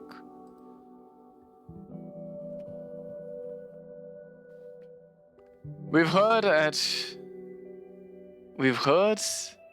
that you know not of our tongue, starts the elder with a firm look.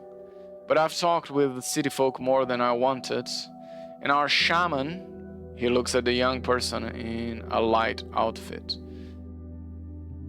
I taught her what I knew, but knows little of the way you sound. Let her practice. She frowns and waves her hand in front of her nose, as if there is a fly there. Hello, her voice is both delicate and annoyed. Shaman Gayen, she struggles to utter. The man stares at you, speaking more confidently, and with a greater familiarity of the sounds he uses. And I'm Cephas, the chief of the tribe of the Green Mountain. Your gift bought you our time, but we've busy lives. I try to get used to their dialect. No one. As a Roadwarden, I want to be sure you don't need my help, my curiosity.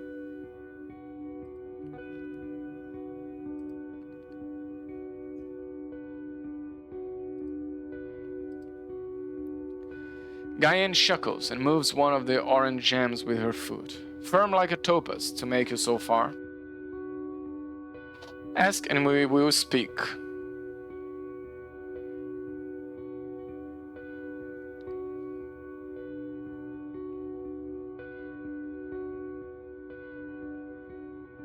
I'm trying to find a Astarion. He was here and a few times. With every word, Cephas' voice gets quieter, as if he's not sure how to continue. We helped him, for he gave us a grand promise, and a sign of his trustworthiness. Brought back a soul to be lost in the woods, but it's been almost a season since we saw him.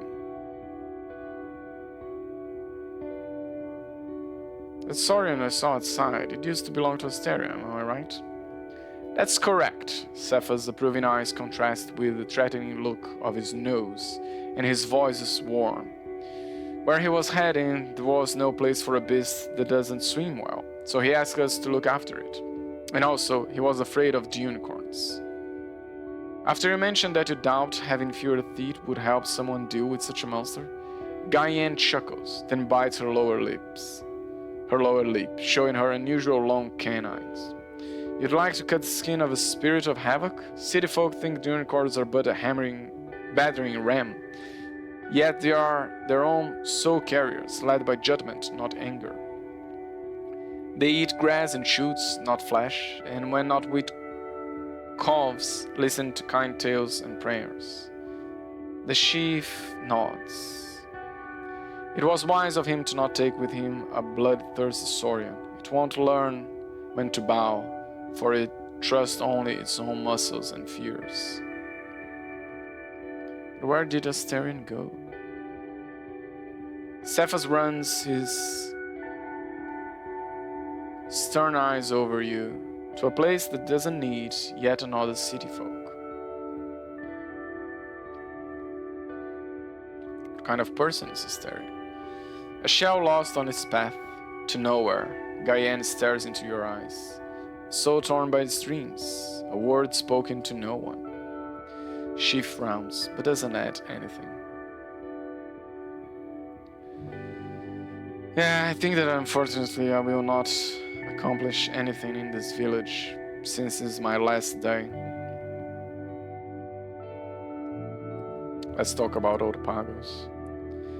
Cephas glances at the puzzled shaman, I never know how to pronounce that word right, and says a word in the old speech, causing her to gasp and switch the positions of a few bones. He then looks at you.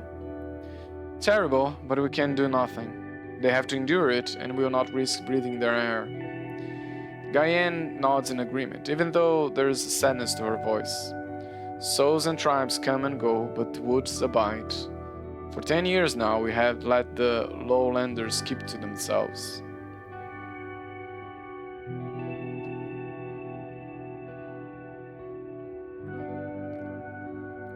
The shaman leans forward, smiling. The fire plays with her shadow. And how? In your tongue? Without crossing our tunnels, or plowing our fields, or battling snow cats, or making a cup bowl with our elders? She gestures for you to take a glance at the huts, the spears, and the rocks beneath her. We've our own seasons, trades, and legends. Spirits guide us through dreams and to unders. Children learn stories older than emperors. As she grows more passionate with every word, the chief observes her with a smile. He reaches for his sword, observing the dark scabbard covered with a fancy pattern of squares. If we were a tribe of the 10 cities, you'd like to hear that we dig for ore, grow crops, hunt. We lack some things, and we have others in abundance, but we accept what we get, and won't open our gates to no merchants, or blood we can't trust.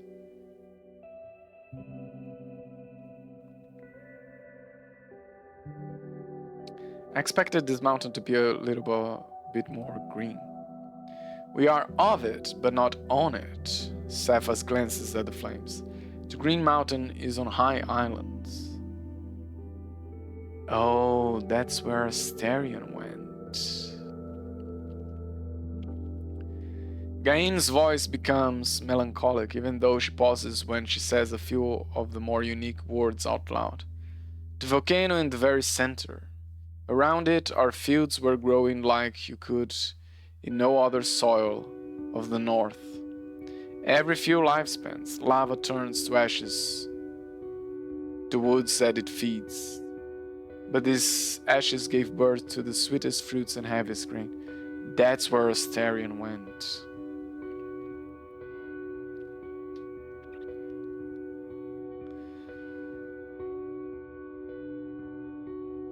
Can I help you with anything? Do we look as we need one's help? Do you see cracks in our walls that can be sealed without your blood, or monsters you can sing to sleep? Guyane reaches for 2 green gems and places them on the edge of the fabric side by side. Don't get angry. Her voice is close to a whisper and seems to ease the ire in the sheep's gaze right away. When she looks at you, she keeps her hand in front of her, palms up. Does your soul speak of pride or of care? Can't see it. But we are good as is, and ask you to trust our mounts to ask for us if we need them to. Okay, I won't learn. You found enough clues to believe that Astarion has traveled to High Islands, northwest of the peninsula, and hasn't been seen ever since.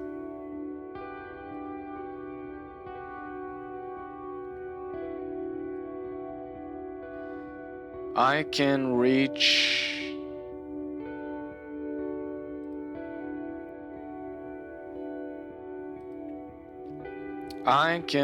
the tower, and I'll be safe there. And that is it, my last day.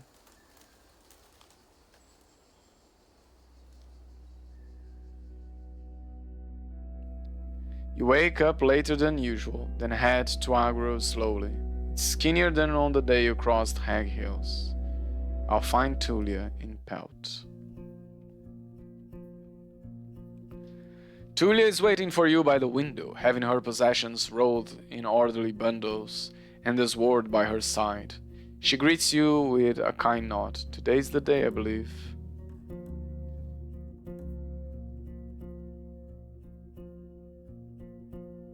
I found this wax. She opens it and takes a quick glance. Well, it's from Hovleven. Starion and my lieutenant were the only people I've seen with green tablets like this one. And the locals don't write chronicles. She gives you back. I can't read. Better look for a priest. That's it. That's the end of this second run. Let's see. Let's see what my accomplishments led to. I have more completed quests than open quests. And though I found much more information than the first time I played, the way that it went with the White Marshes still feel bitter to me.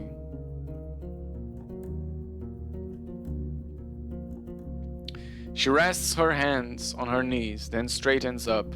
I am if you are. You look outside. It's early enough for you to reach the settlements on the other side of Hag Hills. Let's introduce you to Agro. You're going to spend a lot of time together.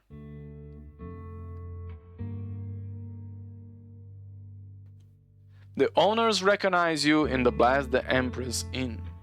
Once again, your pouch is light, and you have to spend the night in the common room, chewing on watered-down gruel. The days fade away slowly.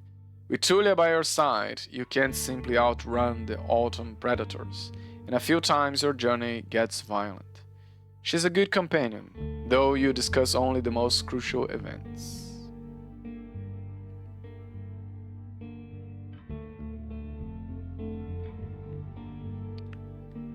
Coins aren't as important as the equipment. After all the fighting I did in the north, the road isn't too rough. Wonder if it will be the last time I stay at roadside inns.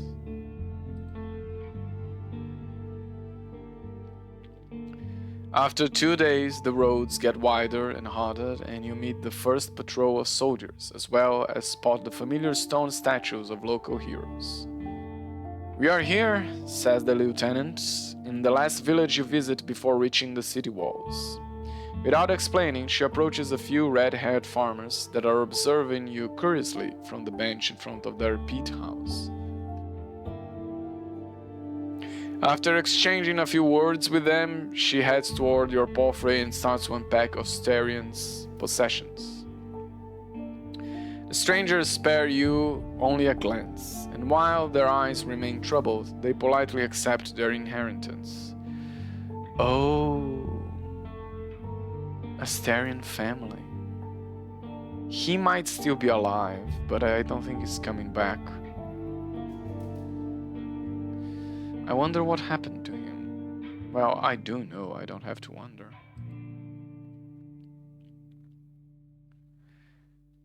After taking care of some chores and meeting a few friendly faces, you leave your mount in the stables, which, as it often happens, are almost empty.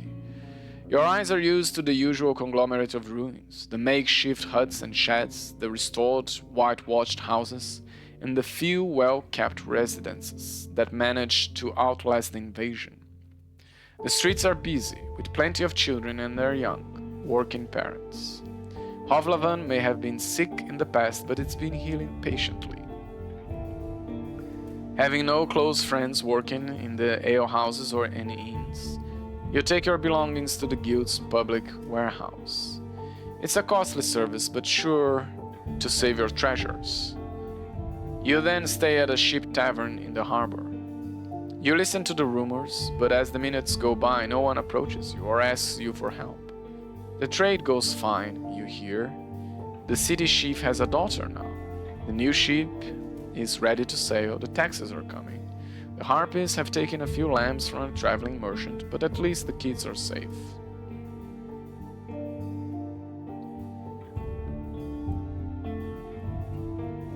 I keep it to myself. You ignore the growing drunken crowd, so familiar to you, and get a good sleep. You head downstairs and ask for the remain of the last day's supper. Ibex stew, a piece of rat pie, and a mug of kefir. Judging by the arguments of the laborers, Hovlavan is returning to work. When the messenger shows up, you let out a sigh. The merchants want to see you in an hour.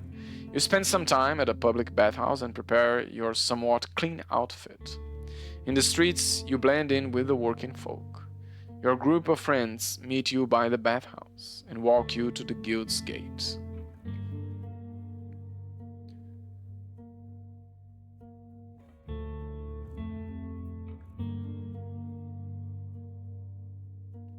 I'll buy Agro a few apples on my way back.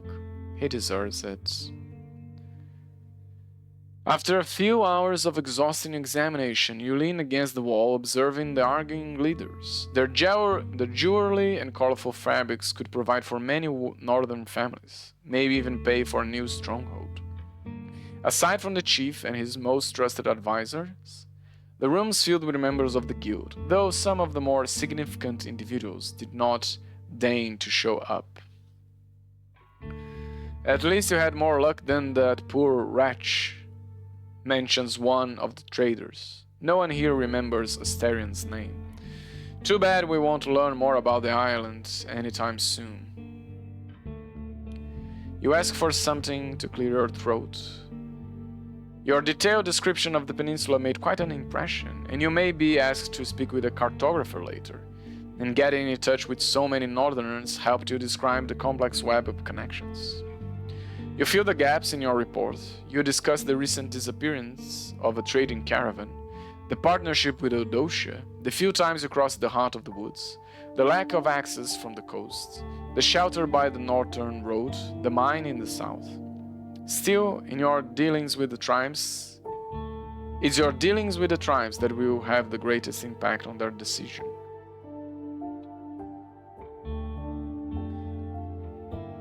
I relax and wait for them to address me. The oldest soul at the table, who started her life in the guild as a simple innkeep, smiles at you. Where do you think we should start, Evo? What do you mean? One of the artisans chips in. We need to discuss this in details, of course, but we can't bring guards and builders to all the villages at once. Since you know the peninsula better than anyone, where do you think would be the best starting point? Hallersdale is strong, prosperous, and placed close to the valley. Old Pagos has a lot to offer, and the monks will secure the tribe's loyalty.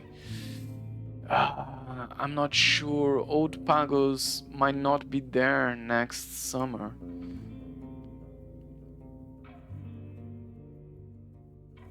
Hallersdale. After 5 days, you take part in a brief meeting in the guild's chambers. You are welcomed by a few clerks. The discussed investment will proceed further, though with great caution. You're finally here. Your services are much appreciated. You return to the street with a wooden casket, heavy with dragon bones. It will provide for you until summer, but you doubt the tribes of the peninsula would take it with open arms. I'll use these coins to protect myself, find a new job in Hovlavan. This is not the end. I can still find a new home.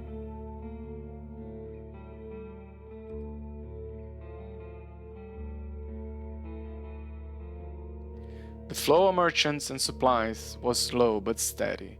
The decades went by, but the tribes kept their distance from the city folk, seeing in them only trading partners, but benefiting from the safer roads, restored shelters, and new inventions. The trade route following the Western Trail greatly benefited the dwellers of Pelt of the North. After a few more years, they moved to Hovlavan, living off their savings and occasionally mercenary work, forming an experienced squad.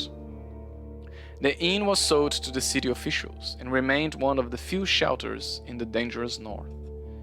One of the new guards was Tulia, who arrived to Pelt soon after losing her squad, seeking stable work among the hunters. Unlike her new crew, she didn't cross Hag Hills ever again. Instead, she found work as a woodcutter in Gale Rocks.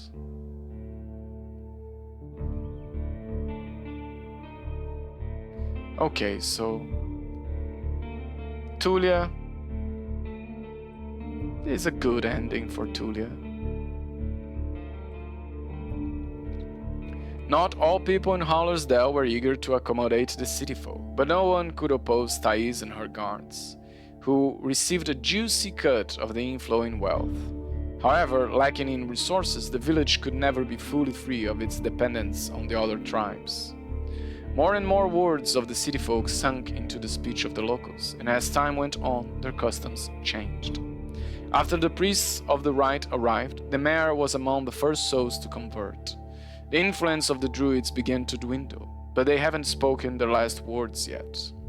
Egidia spent a few more seasons alone, practicing magic and archery until she felt ready to return home. Thais was furious at first, but the druid's protection allowed her daughter to reclaim her position of huntress. While her life wasn't free of conflict, she now truly belonged to her new family. Great, so Tulia survived and found craft. Egidia came back and challenged Thais, which is good. The tribe of Old Pagos lost many lives to the plague, and even more so to the harsh winter. But the village survived. Okay, another good thing. As united as ever, thanks to the revitalized trade route, the locals returned to their craft, providing an essential material to the now growing security of the northern roads and settlements. The tribe kept their savings for the dark days, which indeed came rather quickly.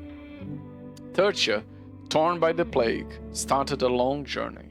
She finished her duty in the distant south, buried by a sandstorm in the lands of her ancestors, where she protected those spreading Right's teaching. Quintus stayed on the wall for the first few nights of autumn, but then, lured by hunger, got caught by an unusual patient trend. Oh no, we lost Quintus. Oh no. Okay.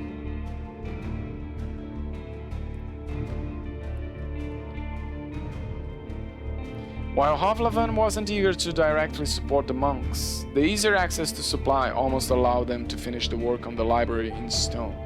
However, their poor planning led to a disaster. After a violent earthquake, the mountain collapsed under its own weight, burying many souls alive. Okay. We lost the monks also. After the attack, White Marshes buried the routes that connected it with the rest of the peninsula. It took decades before it was reached by a group of adventurers who were seeking the source of the growing number of monstrous, deformed animals roaming not only the northern lands, but also the woods south of Hag Hills.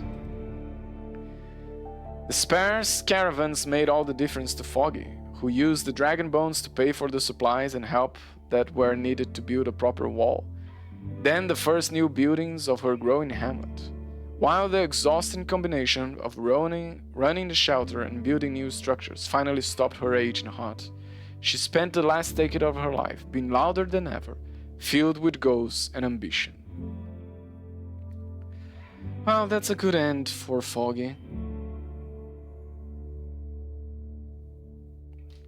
The Foggy Lake Tavern, now seen as a safe shelter in the north, stands to this day, run by a newcomer from Hovlavan. Ilan and, to a lesser extent, Tzvi, were welcomed among the hunters, and after learning a few things from them, worked as the inn's trappers till the end of their days. The children seen by the Roadwarden during their visit in Creeks turned out to be the village's last generation. Oh no, we lost Creeks! The inexperienced leaders couldn't fix the lack of supplies, and the people grew desperate. The tribe took the chance and left the peninsula, seeking an abandoned hamlet or village beyond Hag Hills. And while not all of them reached the new settlement alive, the family was able to start anew. Okay, so they didn't all die. Ayla quickly realized that keeping the roads safe was a much better way to earn dragon bones than selling his crooked chairs and tables. While he wasn't a fighter, he often joined the merchants traveling the peninsula, exchanging news and suggesting new investments. In the meanwhile, he was gladly engraving the shapes of animals and cups and plates. So Ella survived, that's good. With the passage of time, Ephraim saw many more deaths among his friends. He grew quiet and detached, spending days talking to his hat, until he left without a word. Poor Ephraim. The soil of Gale Rocks couldn't provide for the village's hard-working people with crops alone. Groups of fishers were forced to seek game, meat, and fruits, but their lack of experience made them perish among the hungry, untamed forests and hill. Wow, of all the villages, I didn't expect Gale Rock to be the one to fade away. Like many times before, the ancient tribe dwindled in the face of struggle, but holding to its faith and stubbornness, survived long enough to see another dawn. Okay, so they survived, good. The road leading through the heart of the forest remained abandoned, reserved for the times of great need and hardly ever maintained by the soldiers from Hovlavan. Glossia found herself a new target. I knew she would move to somewhere else. The people of Hallersdale. However, the villagers, thanks to the Roadwarden, knew exactly where to find her, and managed to execute her in her own camp. Oh, whoa! That took a turn there. The tribe of the Green Mountain, worried about the growing presence of the city folk, ended up blocking the trail that connected it to the rest of the peninsula. Every once in a while, the rumors of a pagans of weird tongue seen by the Eastern Trail spread among the merchants, but a keen listener would notice that such tales always differed when it came to describing the tribe's clothing, weapons, and skin. It's a good thing that they didn't need the peninsula. Evo, the Roadwarden of the Northern Peninsula, didn't receive the backing of the city officials. They sought new opportunities as a traveling mercenary, hoping to find a place that would hire them for longer. But after drawing plenty of attention, their past finally caught up with them, and the consequences were even more severe than they had expected. Okay, so I got a bad ending, but the peninsula survived. So, kind of glad with that. I'm okay with my ending. And that's it for my second.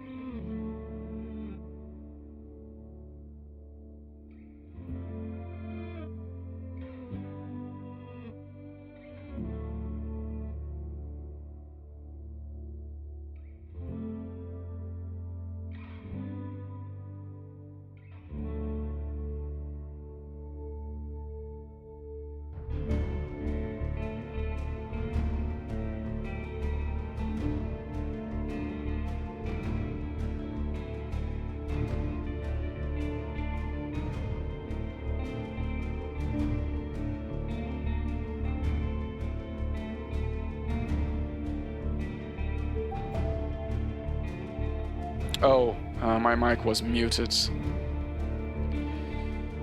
What I was saying is, this is it for my second and probably last playthrough of Roadwarden.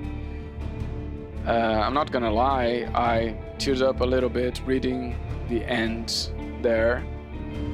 This is a sad vibes game. There are happy moments and you can achieve some good things, but I think it offers you a lot of tough choices. Or maybe I'm just bad at making choices.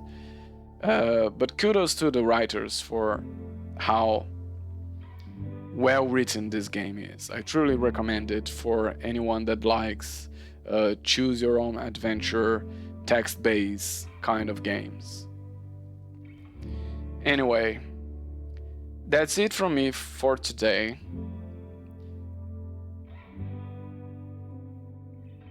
And I'm gonna raid out Owen, because they are doing writing and reading. Never seen them doing that, but considering I just played a text-based game, I think it's fitting.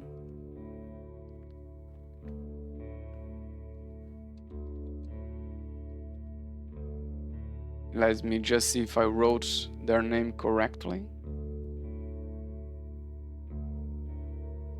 I think I did. So let's raid Owen and see what is he writing or reading. I'm curious about it now.